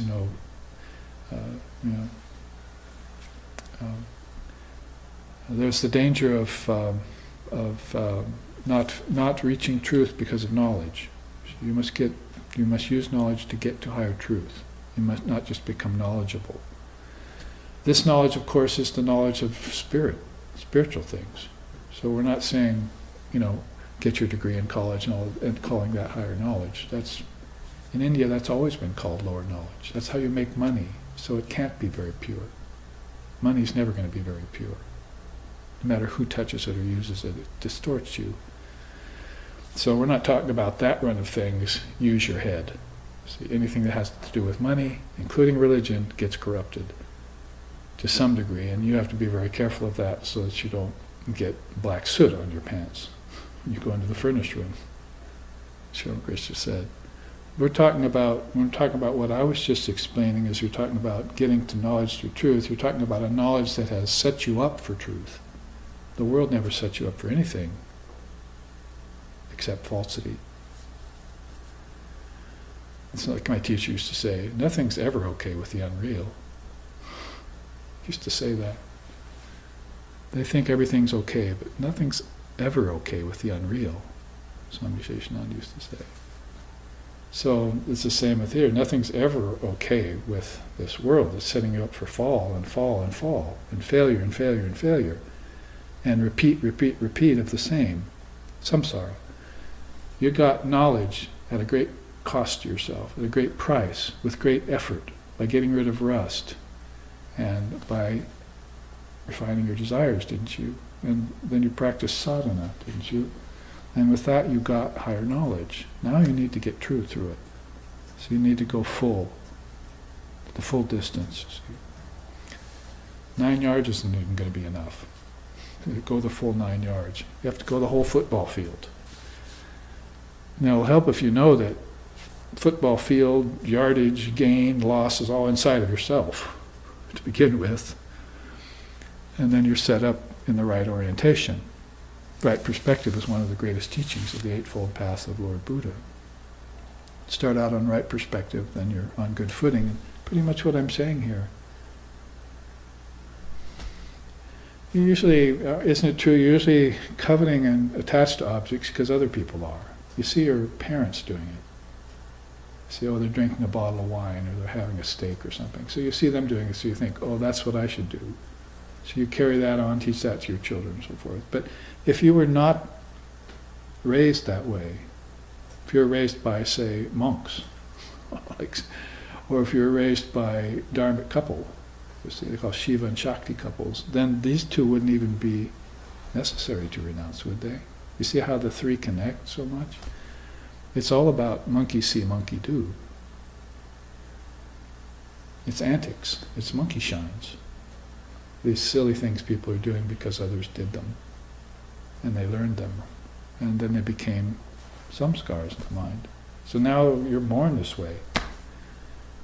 And you're saying, it's not my fault? Of course it's your fault. At that point, you can't even blame your parents for being the way they were. It's up to you to wake up. Who was it that sinned that the man was born blind? They asked Jesus. The parents of the blind boy. And was it the parents who sinned, or was it the blind boy? And Jesus said, neither. He didn't really believe in sin. He didn't believe in blame. But the inference is that the boy was born blind because of his own karma. But that karma is past. The fruit is on him now. So how can you call it his fault? He doesn't know about it. So this is how dicey it gets on these lower wheels of Maya. And how precarious it becomes on the upper wheels of Maya. People used to say, everything's okay, you're teaching the Dharma and there's just warnings you're giving, but I don't believe in that, it's all okay. But I usually tell them, that'll pass. See, it'll be not okay again, because nothing's ever okay in Maya. Nothing's ever all right with the unreal. And you're going to sleep kidding yourself, fooling yourself if you think so. So you stay on vigil. This is all staying on vigil. If you renounced it, it's not going to ever come back on you again, if you've done it in the right way. You'll never have to pay for it again. Relativity, carrying on or carrying back. See, we were saying at the beginning of the class, relativity won't haunt you anymore. You'll be living in reality all the time. So that's what arriving in truth does for you. Jivanmukti Viveka says this, renounce first the desire for enjoyment, then the inner mental desires that foster it. Oh, one important thing there. These outer desires come from your mind. Let's not forget to say that. They didn't just come from nowhere. So you would have to give them up reverse. Wouldn't you? Give them up outward first and then give them up in the mind, would be the way most people would do it. Then practice giving up even that inwardly and seek knowledge alone. So it's just saying, give up objects completely, outward and inwardly, but replace them with something, right? How about knowledge, vidya? Vidya, vasana, have a desire for knowledge. There cannot be any more purifying and better desire than the desire for spiritual knowledge, dharma. That will just take care of every problem you have. Just get a teacher, get it transmitted to you, stick with it, and reach the goal of human existence. And after you seek the desire for knowledge and gain it, abide in what remains and give up that by which you renounce. So the ego is is along with you for the ride, isn't it? The ego's here for all three of these. Are you going to let the ego then be there for the fourth? Yeah, it is. In the very saying, I know. You see, this is my knowledge. The ego is there in that knowledge, even if that knowledge is very refined. So the seer wants you to give up even that by which you renounce. Give up renunciation. Give up the poison of renunciation. Give up the poison of non-renunciation. The Advaita says, give them both up. Because the ego is what's doing that. You can deny everything, you can renounce everything, but you can never deny or renounce the one who's doing the denying. So there's a true self behind this caricature called the ego. That's the final veil you'll have to remove. And let's see what we can do to connect ourselves to that after the break. So here we'll take 15 minutes.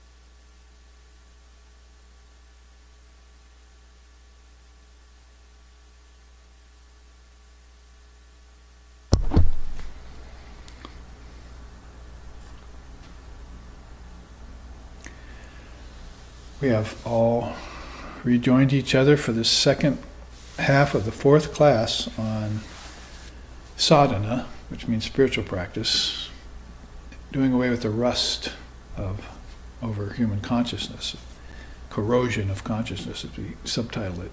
I had that chart start the very first 4 weeks ago, start the very first class off, and this is the fourth class. We'll have 5 and 6 over the next 2 Sundays, just to clarify that.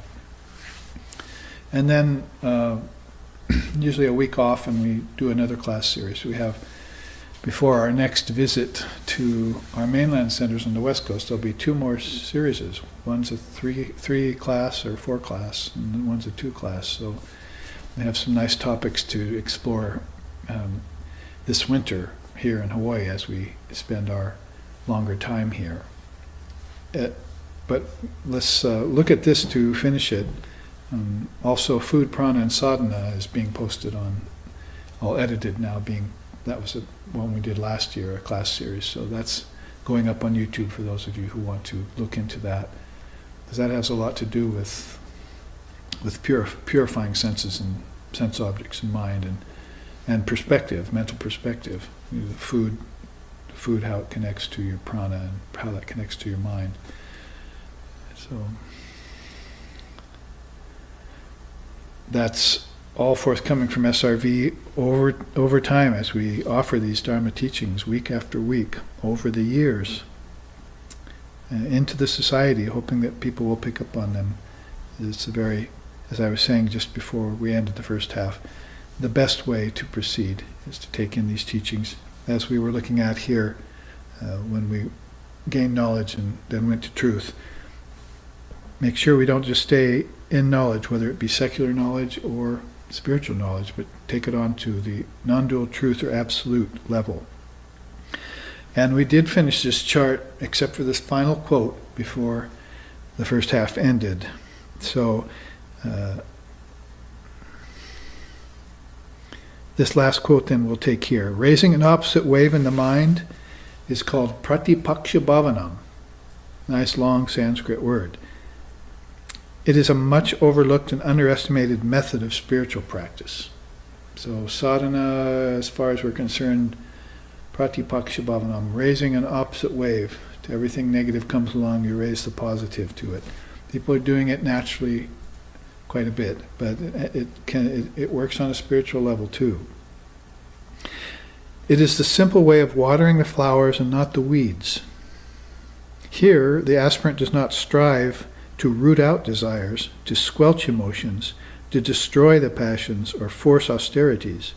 Instead, he slowly transforms the mind by fixing it on the Dharma and its teachings alone.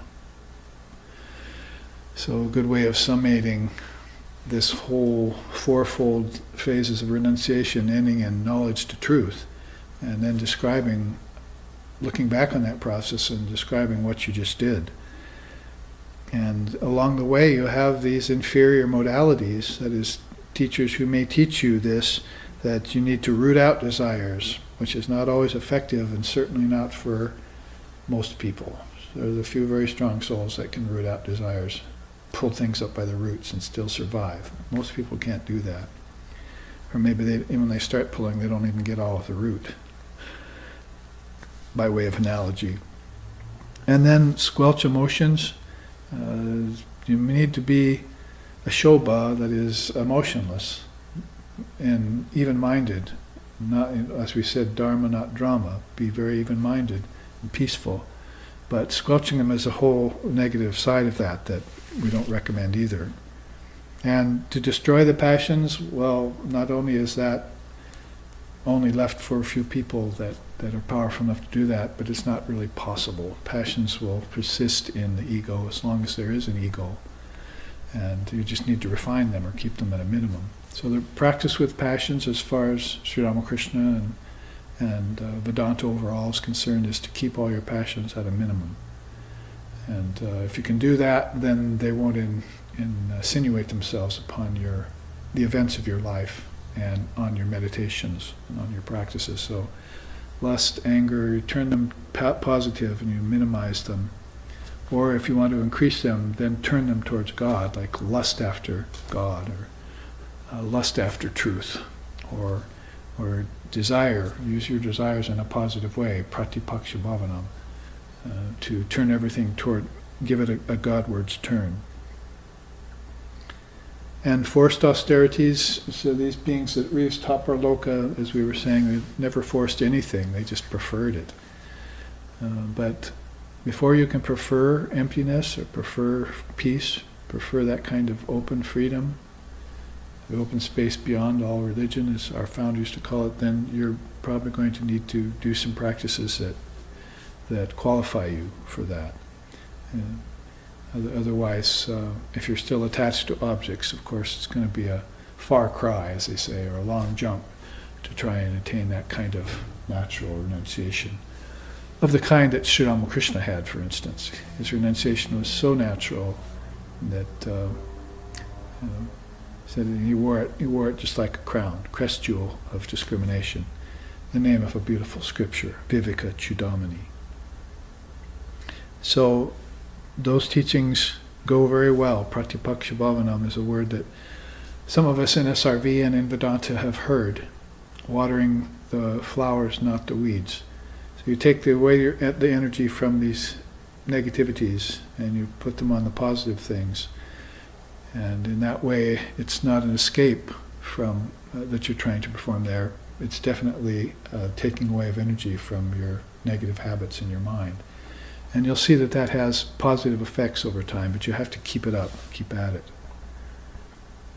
And so any student looking on now, or any seeker who has followed a spiritual path for a while, have tried to take Dharma teachings, practice meditation and so forth, you can apply this Pratipaksha Bhavanam method and the 4 means of renunciation to everything that you're thinking and everything that you're doing in your life. That's the point, is to implement it into your life and see how it works for you. And of course, you may have to modify certain things here and there for the age, for the culture, for the time you have allowed to practice, and how much you can intensify your sadhana, how much you can give to it. But the whole purpose of it is to implement it. If you want, as our founder used to say, use it as an experiment, and do an experiment with your own consciousness and see how that works out for you. And you might find some very amazing things come out of that process. Now let's turn the chart. I'm doing these next sets of charts in 2 ways.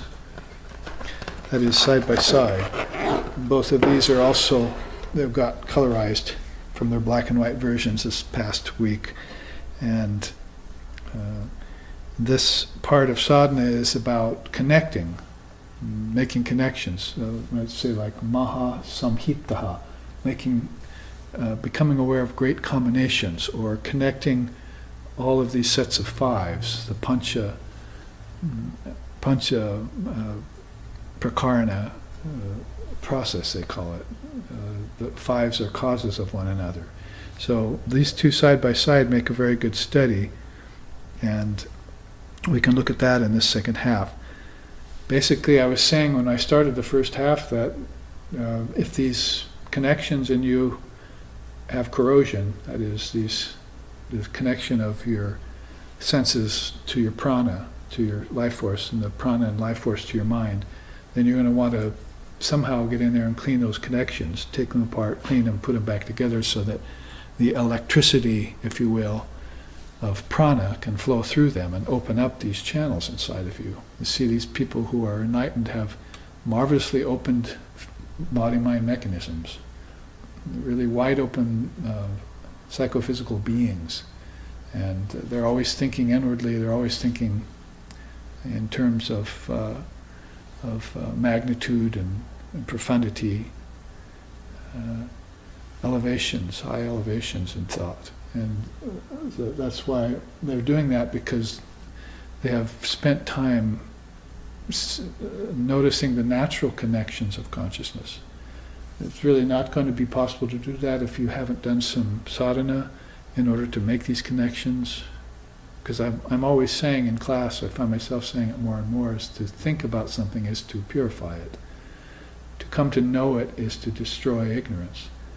And people don't know that about their own knowledge. They'll find something out and they'll say, oh, okay, I know that now, but they won't actually do an affirmation after they come to know something. And then keep it consciously on the forefront of their mind. So things are always falling back. This happens, of course, at death too. That in life, things you learn fall back to the back. And if you're going to sing about or talk about memory, how Divine Mother is the memory inside you, then you have to always be acknowledging her, this memory, acknowledging these things, that she's a part of your memory. And so this becomes a matter of everyday sadhana to you. And you're consciously aware of your knowledge. You're in self-knowledge. Atma Bodha, it's called. There's a great scripture by Shankara called Atma Bodha, self-knowledge. So self-realization, same thing maybe, but you could probably make a case for the fact that self-knowledge will come first and then self-realization will come after that. And maybe the self-knowledge would be more about who I am, and then self-realization will be I am that. First it's who I am, then I am that. So there has to be this confirmation after this affirmation. And so for people who want to go back and check connections, this is a very good chart that I've put together. And I was very happy to come upon the quotes in the Taittiriya Upanishad and by Vedavyas when I saw some of this. Had to do with, and in the Yoga Darshana by Patanjali, he calls these things alambanas. So what we're thinking of pratikas or pratimas in Vedanta, what become sacred objects in upasana, like in tantric yoga. In yoga, basically, it's called alambana. It's a station to meditate upon. It's something to meditate upon, like a Shiva lingam, or like a flower. Even people in cartoons making fun of spirituality say sitting there watching a flower bloom and so forth. Being patient enough to see something as it really is coming out, blooming. See, so this takes time. You have to put your consciousness on it and make it bloom.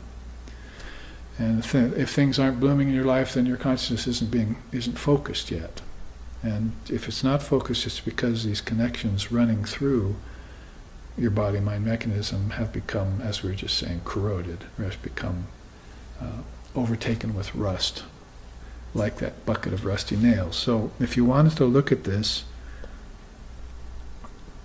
then like Vedavyas, you'd say this: utilizing the supports, the yogi stabilizes the mind field by meditating upon them all, from the grossest magnitude inward to the subtlest principles. Let the yogi focus upon what is agreeable then, observing it all in waking, dreaming, and deep sleep states with detachment.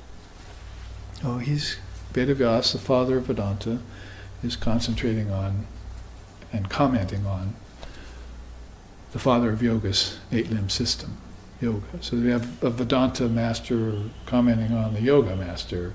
It's very beautiful. It's philosopher's delight. It's like, oh, this is my best dream. Just came through that the father of Vedanta went and looked into the father of yoga's system and did a commentary on it. I want to see that. This would be like what every person really interested in truth would want to rush to look at and get an eyeful and an earful, a mindful of this. So you see here, he says, utilizing supports. So, and I put it in so many different ways in my career, as it were, of teaching Dharma to people in the West here, and I don't think it probably can be put any simpler than just to say that you've all just forgotten everything. You've forgotten earth, you've forgotten fire, you've forgotten water, you've forgotten air, you've forgotten earth. And forgotten means you've taken everything for granted. You don't know that behind every little thing is Brahman. In order to bring Brahman out, then you're going to have to go concentrate on every little thing. And people aren't doing that. They're forgetting every little thing. Part of that forgetfulness is trying to take in too much. See, they're having too many experiences of every little thing. But if you slimmed your consciousness down just to one thing and concentrated on that, that's called concentration, then you can get the essence out of that thing. In yoga, that's called samyama. You concentrate, you meditate, and then you have samadhi. So if it's a flower you're looking at, you concentrate on the flower, you meditate on the flower, and then you have samadhi of the flower. It's probably as simple as you can put it. You can look at a flower one day, if you want to put it this way, and or look at a vase of flowers and say, boring. Another vase of flowers. Say you're a florist. You're really missing the point. I'm bored. Flowers. But somebody off the street could come up to that flower and take it in their hand and have samadhi of that flower. Their state is in a highly rarefied state of awareness, their mind. And they're just looking at that with wide open eyes and inspecting it. And true, there could be the inspection of a biologist or somebody, a florist, or someone who's really interested in that as a kind of flower with a kind of name. But the kind of person I'm talking about is looking at the flower as if it's a manifestation of God. It's come out of my own consciousness, and it's beautiful in a way that's inspiring. So it puts my mind into bliss. And then when I close my eyes on that flower, it becomes the inner flower, you see. And if we go back to concentrating on the outer and then the inner. So the point isn't that you're going to get all engrossed with flowers. You're going to know the flower and you're going to give it up. That's the point. Renunciation takes you to freedom, to truth. Not coveting, not holding, not attaching certainly, and not owning. That's why Tapar-loka is a higher world, because they've given everything up and they're just finally found the essence of everything. The very essence that he saw in the outer flower, that he traced to the inner flower, and then went beyond flowers, that essence. See, it was in the outer, it was in the inner, but it was beyond both. So take what is outside, take what is inside, render them into one indivisible state, and meditate on that state, then pass your time contentedly and be free. Shankara was thinking along this line, and this is the quote he came up with. How can I put that? Oh, how about Drishyam pratitam pravilapayan san matramanandaganam vibhavayam samahita san bahir antaram va. Samahitas, you see. Maha samahita, the great connections. Let's connect the outer to the inner. And then see what happens. Then I see what happens is that I'm rendering it one, right? Oh no, it always was one. See, you can't make the two one. Oneness is just a fact of existence. When you saw it as two, no matter how fine your understanding was, you weren't seeing it right. Your eye wasn't single yet, so you didn't know the truth. So I have to see it all. It would be nice if you could see everything in its innate oneness. Nirvikalpa samadhi, and you're the witness of it all. But that's not happening for most people. They usually have to go through a whole progression, a whole method, steps of consciousness, phases of sadhana, phases of renunciation, whatever it takes for me to wend my way back inward to the source, because I've come so far out into this replica of the source. So in that regard then, if we're going to do a full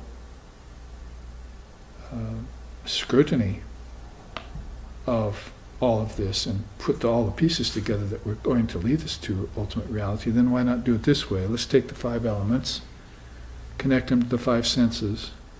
That's called taking earth and connecting it with excretion, called taking water, connecting it with procreation, taking fire, connecting it with locomotion, taking air, connecting it with handling, and taking ether, connecting it with speaking. So now I've connected the 5 And remember what I just said, we've forgotten this. We go into our world and we excrete. We excrete our breath, we excrete our waste, we excrete perspiration. We just do this, right? We don't think about it. So now we're trying to think about it. See, we're thinking, what does it mean to know what excretion means? It means earth. The earth is constantly excreting everything. Plants, animals, human bodies, they all spring up out of earth, don't they? They're all made of the 5 elements. But so I don't know the 5 elements. I don't know anything about them from the standpoint of connections. I just know from the standpoint of biology or chemistry, lower knowledge. I know that. I put a name on them. Actually, 42 different languages put names on them. I don't even know what to call them anymore. Let's call it Prithivi and go back to the ancient Sanskrit. Earth, see? So I know names and I know how to assign them to those things, but I don't know what they really are. And ultimately I don't know that they came out of my own consciousness. But here I'm, of course, giving away the secret. So I need to practice that they came out of my own consciousness. If I've heard by my guru said, they've come out of your own consciousness, then I need to practice it, right? It's just like when you go to sleep tonight, you're practicing what? Death. And when you meditate, you're practicing what? Death.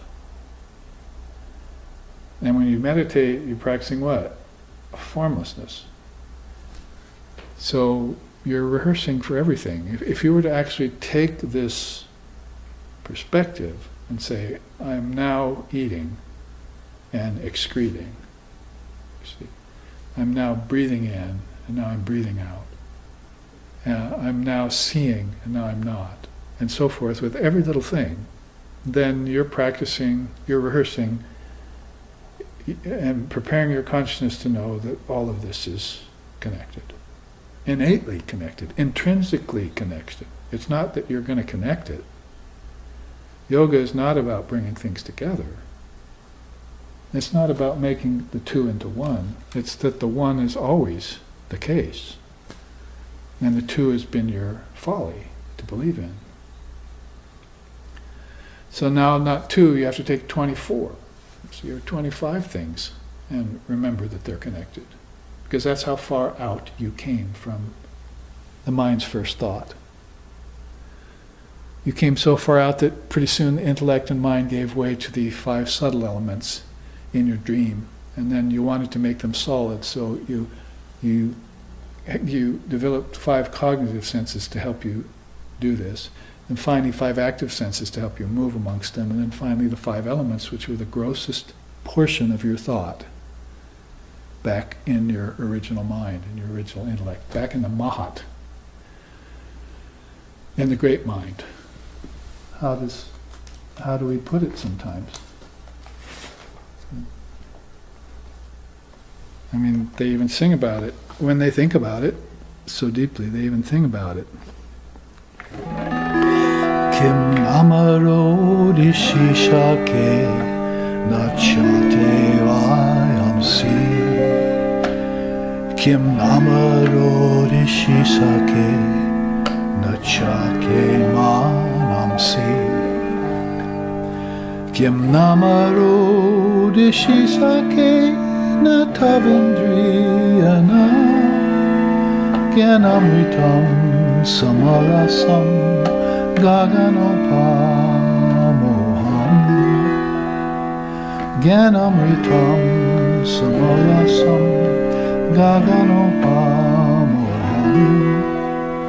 The Avadut sings this in his Avadutta Gita.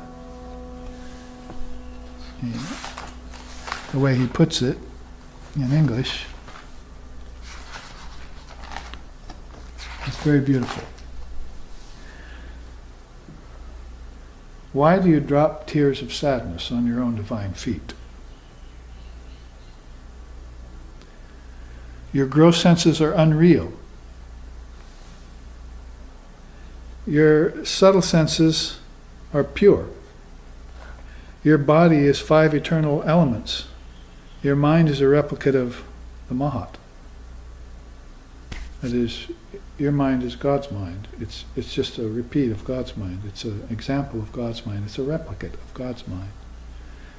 We are all pure existence, knowledge, and bliss, boundless as the sky, infinite like space. So if you look at the 5 elements, you see ether and earth, water, fire, air, and ether are all there. You see space is there at the gross level. And then it's going to become subtler and subtler as you work it back in towards source. You'd have to sort of say, I must be far away from the source here. Which is, wouldn't it be sort of like saying I'm not the body? So many people think the body is what they are. And that's all there is. If they don't have a body, they don't exist, isn't it? So you're a rank materialist at that point. But if you were to think differently and say, well, the body has come out of something else, like my parents, and my parents came out of their parents, and all of them came out of food, and because that's what created sperm and ovum. And if I start working back in like this, in a study of inwardness towards taking the outer and connecting it to the inner, that I would maybe arrive at this natural oneness. So this is basically what you're doing in yoga. These are alambanas. These 5 elements are stations for meditation. Is anyone using them for that?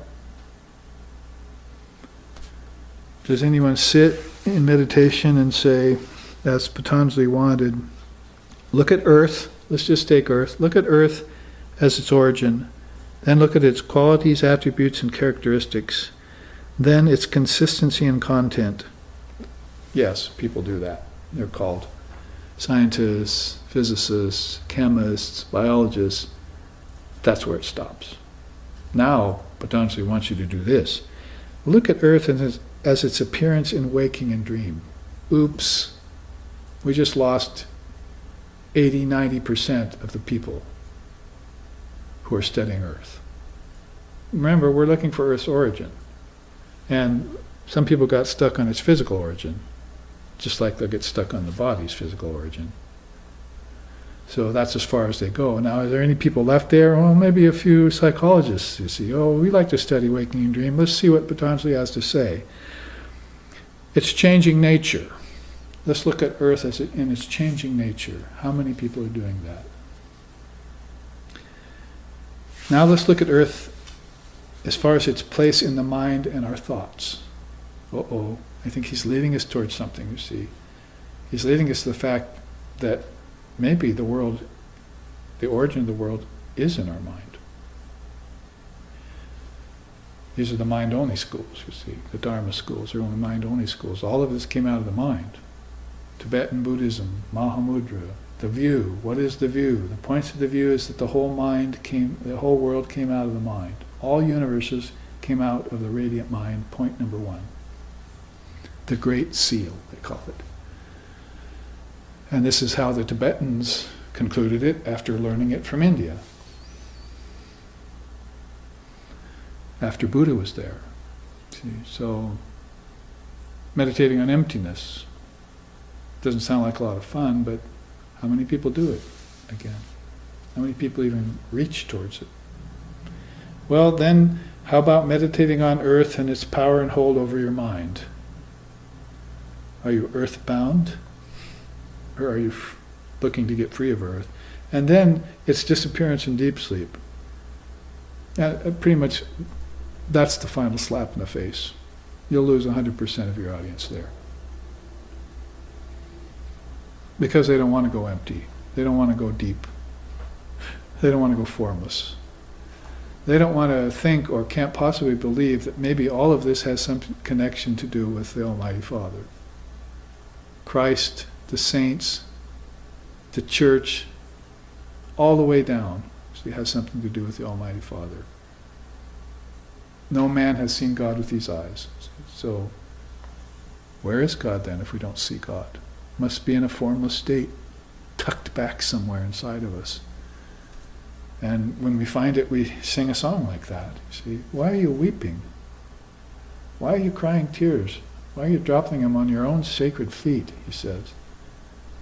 when you cry and you drop on your own sacred feet, so you're in some state of depression about air, earth, fire, water, and ether, and calamities, and conflagrations, and floods, and landslides, and deaths, and the senses that had to suffer from them, the souls, the minds that looked on, and the intelligence that didn't know how to handle it. You're in some sort of peak about this, you see, frenzy. But he says, don't you know that all these elements are unreal? And then number two, they came out of your own mind, senses. And your mind is what? A replica of God's mind, which is eternal and deathless. Well, that's a person who can say that and make that kind of connection in a song, in a stotram like that, in realization, because somebody like Patanjali or Vedavyas came along, or both, and put it in such a way that you would know that these connections are there. Even in an age of darkness, somebody would come along and teach you this. Oh, don't believe that nonsense. Stick to the eternal Dharma. It's always been there. It's always been waking people up to facts, to knowledge, and connecting it to truth. And this is what you have to do as a path. Connect it all. And so when you get to mind and intellect, what are you going to do? You've given up objects, inner and outer. You've given up social relations, haven't you? And you're now going to connect it, your knowledge, to the highest truth. That's what Sri Ramakrishna did. That's what Swamiji did. That's what all the great seers and saints did. Krishna, Buddha, Christ. They all did this. So if you're in any doubt, connect the fives. Down here, we'll get to that. But if you want to connect these five to these five, then pretty soon you connect ether to speaking to hearing. I'm going from the subtlest out now. And then feeling to handling to air. And then seeing to locomotion to fire. And tasting to procreation to water. And finally smelling, excreting to earth. And just like Ram pulling out an arrow and shooting it. See, aiming it, you're aiming at all the aspects of your being as if you had a thread on that arrow and you're connecting them all together into a big tapestry. The whole thing is all there laid out before you, but you're not seeing it. You're not marveling at the connections. There's what they call, the wonder of life. But you're not marveling at the connections. You're just caught in outer show. Lakes, sunrises, sunsets, mountain ranges. So beautiful, right? They would be much more beautiful if you knew they all came out of you in this fashion. And they'd be much more satisfying if you knew that you could always have them. That's when a mountain falls apart, Mount St. Helen blows its stack, you still have Mount St. Helen inside of your own self. So you don't have to be sorry that it doesn't exist anymore. And it's the same with everything in the environment. Everything on earth, everything in every universe, in every world that you connect up. Because you've meditated on the great Mahasamhitahas, the great connections, then you're safe. You're free, you're satisfied, you're blissful, you're peaceful, you're wise. And those are just the positive side of it. If you want to list the negative, you're free from doubt, you're free from fear, you're free from attachment. You're free from rebirth.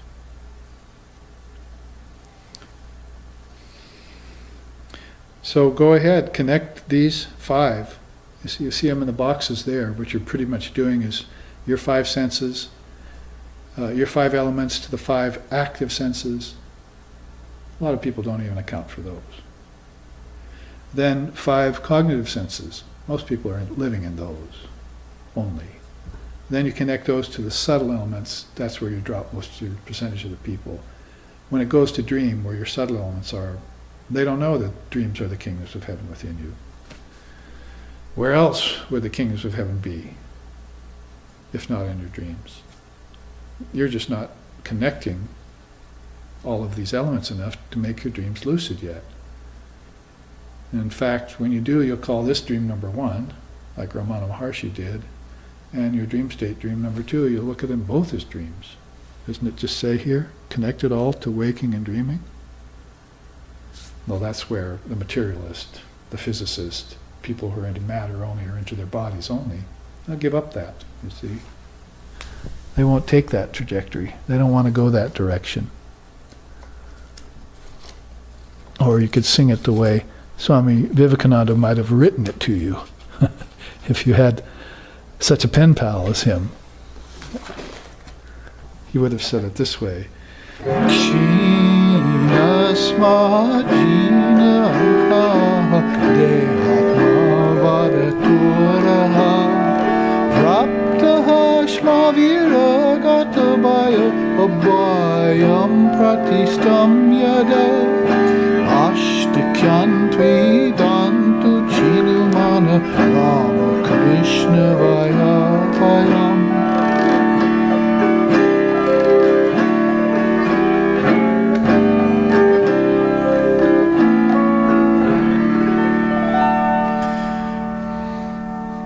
It is only the foolish, attached to their bodies only, who piteously cry, we are weak, we are lowly. All this is atheism. Now that we have attained the state beyond fear, we will abide in our immortal nature forever and become heroes.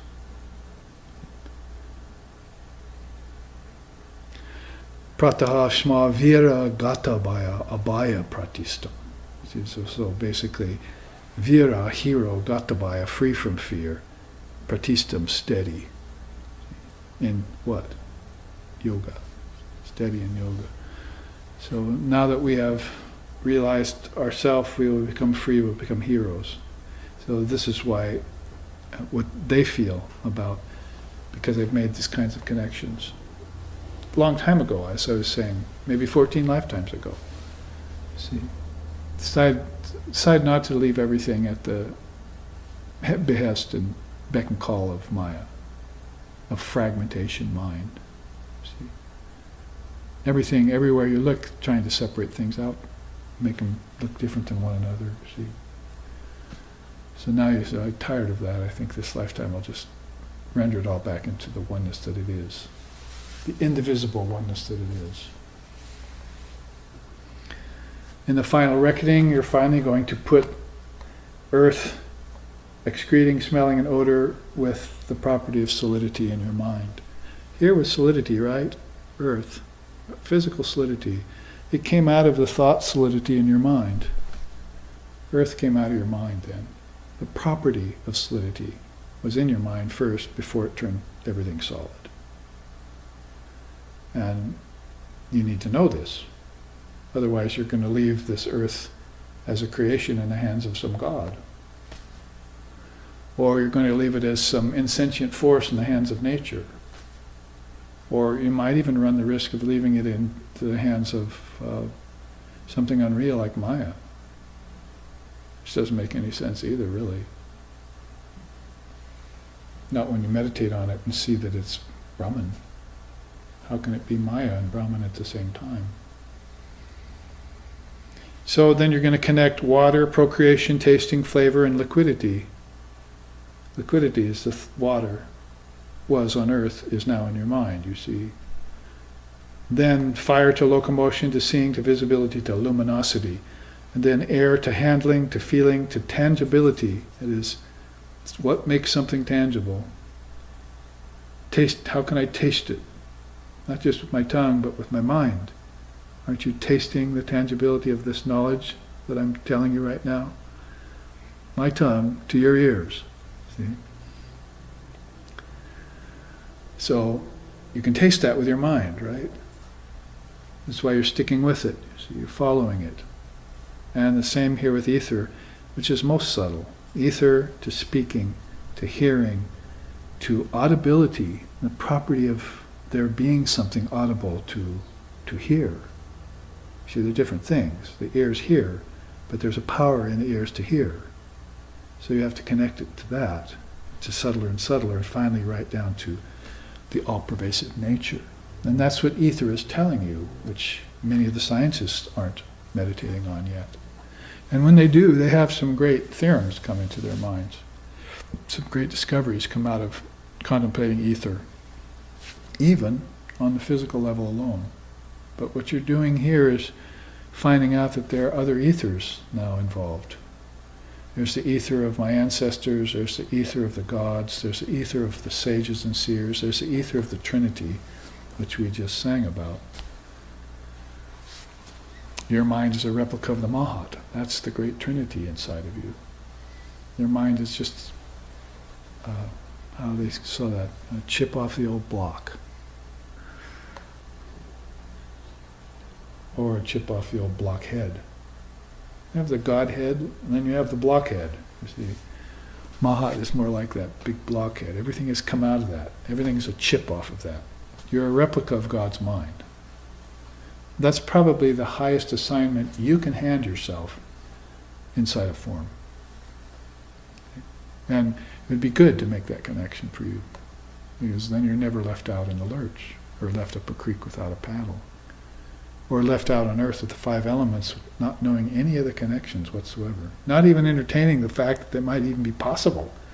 Because when you study this long enough, you think, this is not only possible, it's probable. Oh, wait a second, it's not only probable, this is the truth. And this is why I've never been quite satisfied with the 4,320,000,000 year cycle of evolution, with no involution. Never satisfied me, you see. What to speak of it happened again, and then it happened again, and then it happened again. How many 4,420,000,000 year cycles can I bear? So I might want to just find my connection to the Mahat and say, shut up. Turn it off. I've been in your bath. I'm clean. I want to get out now. You know, Vivekananda called the world a great gymnasium. Flex your muscles and get out, he said. Now this is high-mindedness, high thinking, and he put it in a song for you. He said, we will crush the stars to atoms, we will unhinge the universe. Don't you know who we are? We're the servants of Sri Ramakrishna. This is how he started off this letter that I sang just a later verse of. Well, what to say? A final quote here, and we can go to the Mahasamhitas, which will put another coffin nail, I think, in anyone's attitude that they shouldn't connect things deeply like this. They should actually be about doing this kind of sadhana. Down here is said, wisdom samadhi occurs via the process of gross thought to subtle thought, culminating in the indescribable state of I amness. In Abhava Yoga and Mahayoga, wherein one begins to see the blissful self, the alambanas are absent. Thus, they are to be transcended in deep meditation. It could be that when you hear a great seer say, everything went away, like Sri Ramakrishna said, you know, the further you go towards God, the further away you go from the world. So he said, when I went towards God and I got in samadhi, the world disappeared. A lot of people want to hear that. They don't want the world to disappear. They don't want to crush the stars to atoms. They don't want to connect these, because they're happy in the five elements. They think they are. Like animals, they're happy there. And they're experiencing it over and over again in rounds. So who wants to think so high as to dissolve the mind and everything that comes out of it? So you might want to go to a great acharya, a great avatara, like Sri Ramakrishna, like that, and say, really everything disappeared in Mahasamadhi. In Mahayoga, everything disappeared. In Abhava Yoga, everything disappeared. And only I amness was there. I was there. Nothing else. There was nothing attending upon me. Like Abhidut sings over and over again. I am alone. Kevala Asti is one of the great secondary Mahavakyas. I am alone. So that's you suck everything into you, you see. when you have that experience. You say, oh, Sri Ramakrishna, don't go, you leave me behind. But he sucked it all into you, into him, you see. That's the feeling every soul who's free of the baggage of karma will feel when they die. They feel like they became everyone else. They are the consciousness. That's why we feel like Siksen when we teach. That's why we feel Swami Sheshananda when we talk. That's why we feel Swami Vivekananda when we meet. Because they're here. Consciousness doesn't come and go. It's constant. Here they are. And that's why Sri Ramakrishna would say, he who was Rama, and he who was Krishna, is now here, in this very body. He's not playing the game of past, present, and future. He's living the reality of now, the eternal moment. So if you want to look at a very basic yogic teaching, I mean, this is like one of the first things you should learn. Not Hatha Yoga. This is what you should learn. This is the very first requisite of Patanjali's 8-limbed yoga, that you learn how to connect things in case you've forgotten. Because your culture, your upbringing, your family, your ancestors do not want to believe this. They do not study it when they're living. So they're not going to pass it on to you. You're going to have to go to the seers to get this. And it's going to change the way you think of things and the way you look at things. And the way you hear, taste, touch, smell things. The way you look at the 5 elements and your world and the universe of planets spinning in space. It's going to change everything that you see about it. How? In all these ways. Origins starting out first with origins, ending up in deep sleep, formlessness. You can trace it right on through. Just have the patience and the guidance and do it. Now in the remaining time, let's look at this connections chart, which also got a colorization nicely. There you see the sacred doctrine of conjunctions. I mentioned the Taittiriya Upanishad, right out of that. Here, in case this, if you've never seen this, or you haven't entertained the thought of it for a while, or you're just being reminded of it, whatever the case, here's what the seer of the Upanishad says. The illumined seer who revealed this essential wisdom by his deep intuition, having grouped the various elements of existence, declared that the entire universe of gross and subtle worlds is based in sets of 5-fold principles. Right out of the Upanishad. See, these 5s, right? All these groups, he says, all the gross and subtle worlds are based in sets of 5-fold principles, and that one set of 5s enables and preserves the next set of 5s. So you run your consciousness along this, let's call it doctrine right now. Run your consciousness along this, because hopefully you've sanded the rust off of the channels, got rid of the corrosion, and your consciousness can move inward. So now you run it inward, and you see that each one of these sets of 5s came from the next. And it enabled the one previous to it. You see, so the mind is enabling your dreams, and the dreams are enabling everything that happens in your waking state. So shut off the mind, all this disappears, right?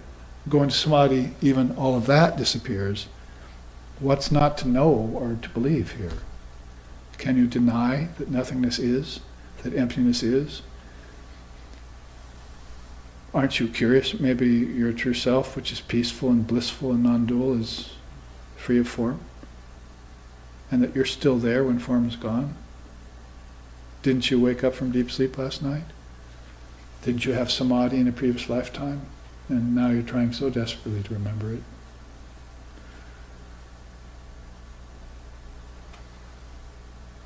So what's a quick way to do that? Ma, ma, ma. See? You come close to Divine Mother, she'll, oh, I see. You can come with me. She used to say that to us when she was alive, Holy Mother.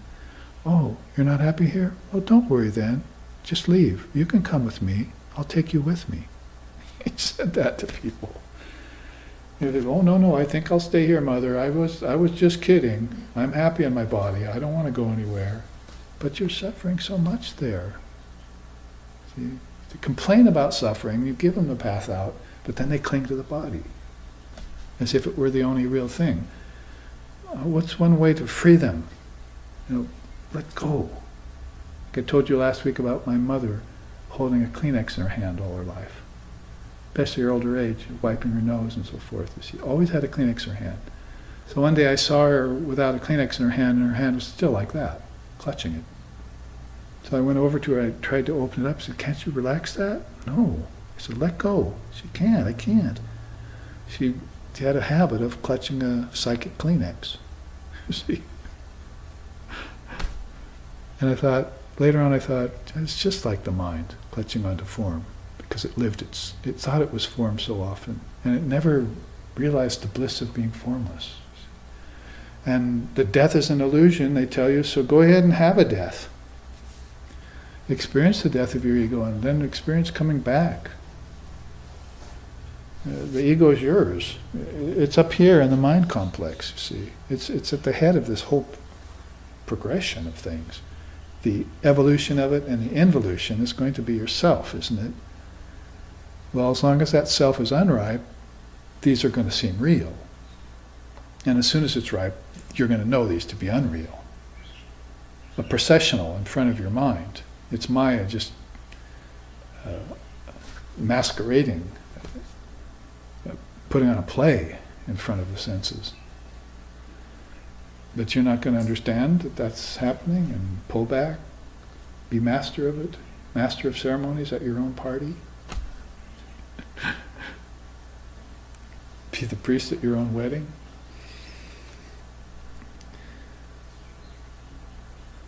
The seer opens up cosmic vision by knowing this principle of fives based in facts known to all. I love that particular description of Swami Sarvananda. That is, he gave it that interpretation. By facts known to all. So is he talking about the seers? No. Talking about everyone. Everyone knows this.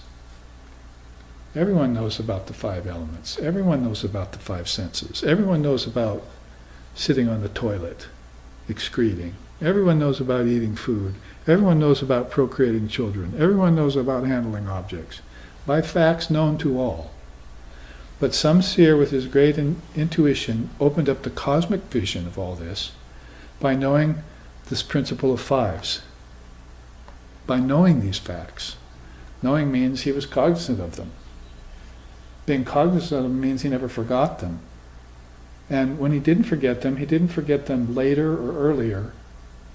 He remembered them now, and everything became now for him. I am living in that knowledge. It's called self-knowledge. Atma Bodha. I choose to live in that now. Just try and take it away from me now that I know it.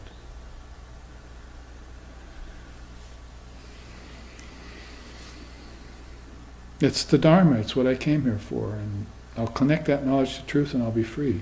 Next time I come back, you'll see me teaching the same thing to you.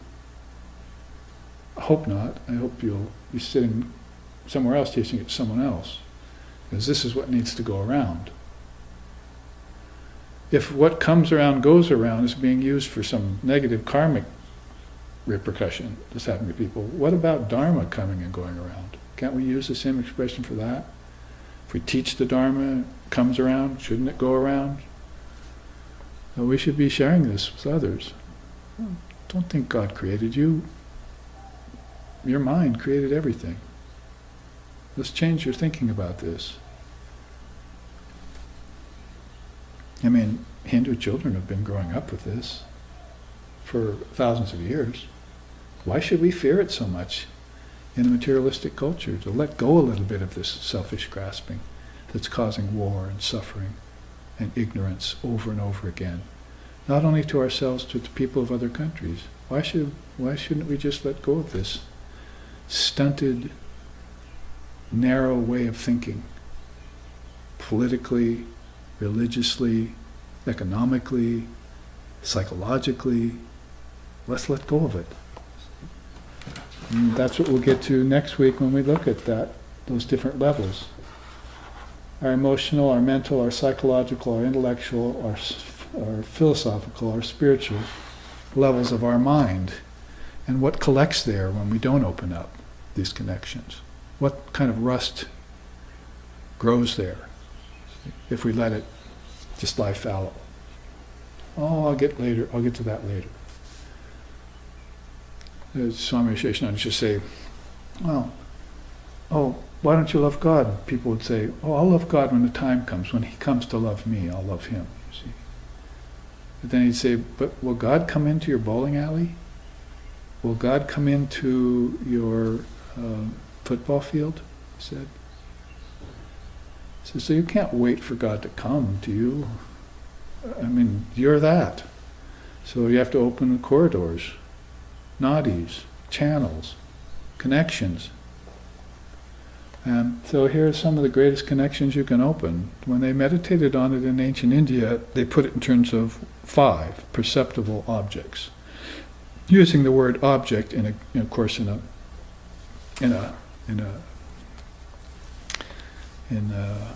very powerful way, not just as a single object. They are universe, learning, light, progeny, and self. And these are the 5 great connections to make. And if you were going to meditate on the universe, you'd put these things together: earth, firmament, atmosphere, and air. So you see right away there that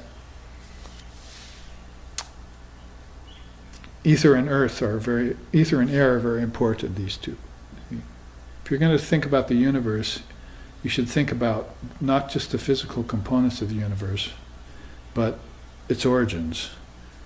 Like 5 different ethers, for instance, because if you're in a modernized age and you're not believing in the gods and goddesses anymore, as if they ever went away, just because you got mechanized and modernized, all of a sudden the gods decide, oh, they're mechanized and modernized, I think I'll go away now. You see? There are people still worshiping them. Well, why would they go away? They're more stable and steady than you are. Their worlds last longer than yours does. But that aside, I digress, as I say. So, if you're going to account for elements when you're meditating on universes, you're going to have to account for your ancestors and the celestials and the demigods and the gods and goddesses, the various deities, the Trinity. All of these are going to be ethers. See, so you can't just be selfish. You say, only my universe exists. Oh, now I'm going to meditate on the universe, so I think I'll just meditate on a bunch of planets with no life on them. Or ho-hum, a bunch of billions of suns in the sky burning away, not supporting any life necessarily. So that's selfish of me. Why shouldn't I consider universes? The Mahamudra does, the great teaching. See? All universes came out of you. They're not just saying one universe came out of you.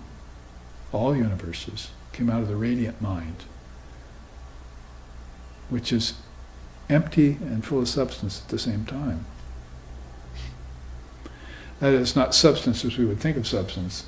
Essence would be a better word. It's empty, but it's full of essence. That's the great view. See? Looking at the great view. How about learning? If you were to take learning and make the connections, Maha Samhitaha, the great combinations, you might say, how did God's mind put everything together? You're interested in this, okay? And you haven't found out the answers from astronomy, and you haven't found out the answers from physics, and you haven't found out the answers from biology. These are all secular subjects of lower knowledge which provided you some reason to make money and some satisfaction for your ego to know a few things, you see. But you never considered, how was all this put together? This began to teach you from the outside in how it was put together by little o you. See? But here you're starting to look at it from the standpoint of God's mind. Here you're looking at it from the standpoint of your own individualized consciousness. Here, they're looking at it from the standpoint of realizations that happened when they looked into the natural great combinations, just the way they were. Not something that happened over evolution, but something that was in the very germ before evolution even started. It was at the very core of something, like two becoming one. It doesn't even, I mean, let's say the two have become one, right? Well, you should probably be walking around like this all the time and never let your hands go. Isn't that what most revered souls are doing? They're just going around like this. Well, they never let their hands go, because that would be to say that two exists, and they know it doesn't. In terms of learning, which would be very important, of course, as a samhita, then you have teacher, student, the act of studying, and the act of imparting. That's put very well. Imparting would be transmission, is what we would say. You need to sit in the holy company with a Dharma teacher or an illumined soul and get talked to. And they're talking to you, not down, talking down to you. They're talking straight to your heart, straight to your essence, straight to yourself. I and my Father are one style. And I remember, you've forgotten, is the only problem. Here, I'll help you remember. And so they tell you about the need for the student, the guru-shishya relationship, we'd call it in India. Right here in the Big Island, schools all around us, people, teachers all around us, assistants to the teachers, then students to the assistants and the teachers. It's going on all the time, teaching student and imparting of wisdom. We would come to wonder if they're doing much study, though, nowadays. What did we just say? Lack of recitation of scriptures is the rust of monasteries, and lack of spiritual self-effort is the rust of households. So are we doing much study of these things, these great connections? Should we re-entertain them? Should we reconsider them? Are they so ancient that they don't apply to us anymore? Yes, yes, yes, and no. I'll answer those 4 questions for you. Yes, we should study these. Yes, we should remember these. Yes, we should consider these as being the very essence of something. And no, we shouldn't stop studying them. In this age particularly, we shouldn't. Teacher, student, study, and imparting. That's a samhita. That's not something, it's like when you get married, let no man rent asunder what God has put together. Isn't that what they say when you bring two souls together? Well, here you can say it even with more verve and more assurance, more certainty. What God put together as a samhita, nobody should ever rent apart, you see. This is a indivisible principle. The best way of putting it in English. An indivisible principle. It's a cell of God. It's like a very healthy cell of God that's got an eternal life span. I don't know how else to put it. I run out of words eventually. To try and communicate the existence with a capital E of something like this. So that's why we keep saying, don't make it two and then you're bringing it together. You're looking at it the wrong way. These were one to begin with, and then you looked at them when you needed to practice conjunctions. And you need to do one of the highest sadhanas, one of the highest meditations that you can do to cause your mind to remember your true self, isn't it? Because your true self stands at the hub of both of these systems. You are that. That thou art. So if you say that thou art, you are Brahman, I aham brahmasmi, then this is pretty much what you're saying when you say those 3 words. They can write scriptures on it and comment on it for you for hours and days, classes and classes, but it's pretty much just what is being inferred when you say I am that.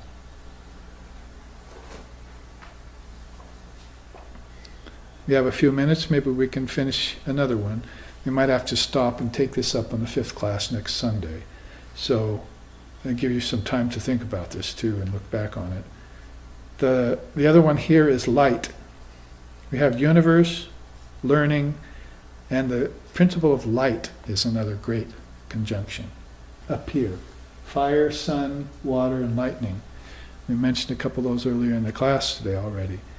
We have this amazing power that comes from the combining of water and fire, or light and lightning.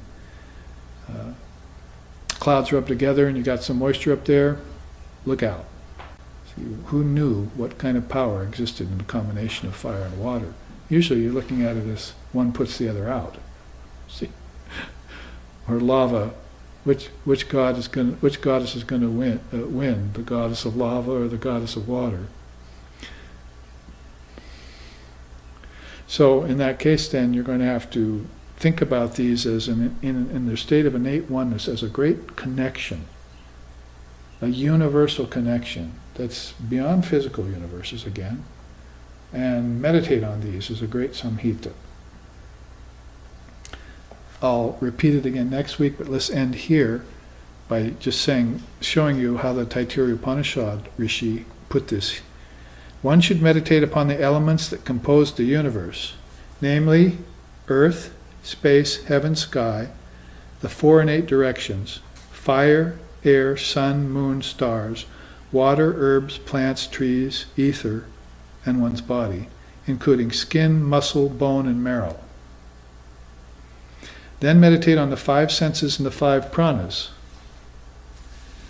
Then contemplate Om, the universal term of compliance, which is Brahman. Is there anything unclear about that? He wants you to meditate on all these great principles that I was just saying when I began the class here, that we're all taking for granted. These have to be ferreted out of their hiding place in Maya. And then our concentration must be put upon them. And we split them apart and know their essence. Then we'll know our own essence and everything came from us. I don't know how else to put it, so I might just have to stop there. But you might say as a kind of grand conclusion, all of this is coming out of the word Om, which is the word of great compliance. Compliant, it's all contained, so it's all self-contained, and it's all friendly to itself. Every other thing is friendly to itself. All these ingredients, because they know about their oneness with one another. You don't, even though objects are insentient, you don't hear them complaining about being objects. Oh, we're fine here with our atomic particles and our neutrons and our protons and our subatomic particles and our quarks and everything floating here being an object. I'm fine. Why don't you meditate upon me and see how to be in harmony? Because if an object can do it, then human mind should be able to do it. And reach the peace that passes all understanding, which is the purpose of human existence here on earth. So here let's end with a chant.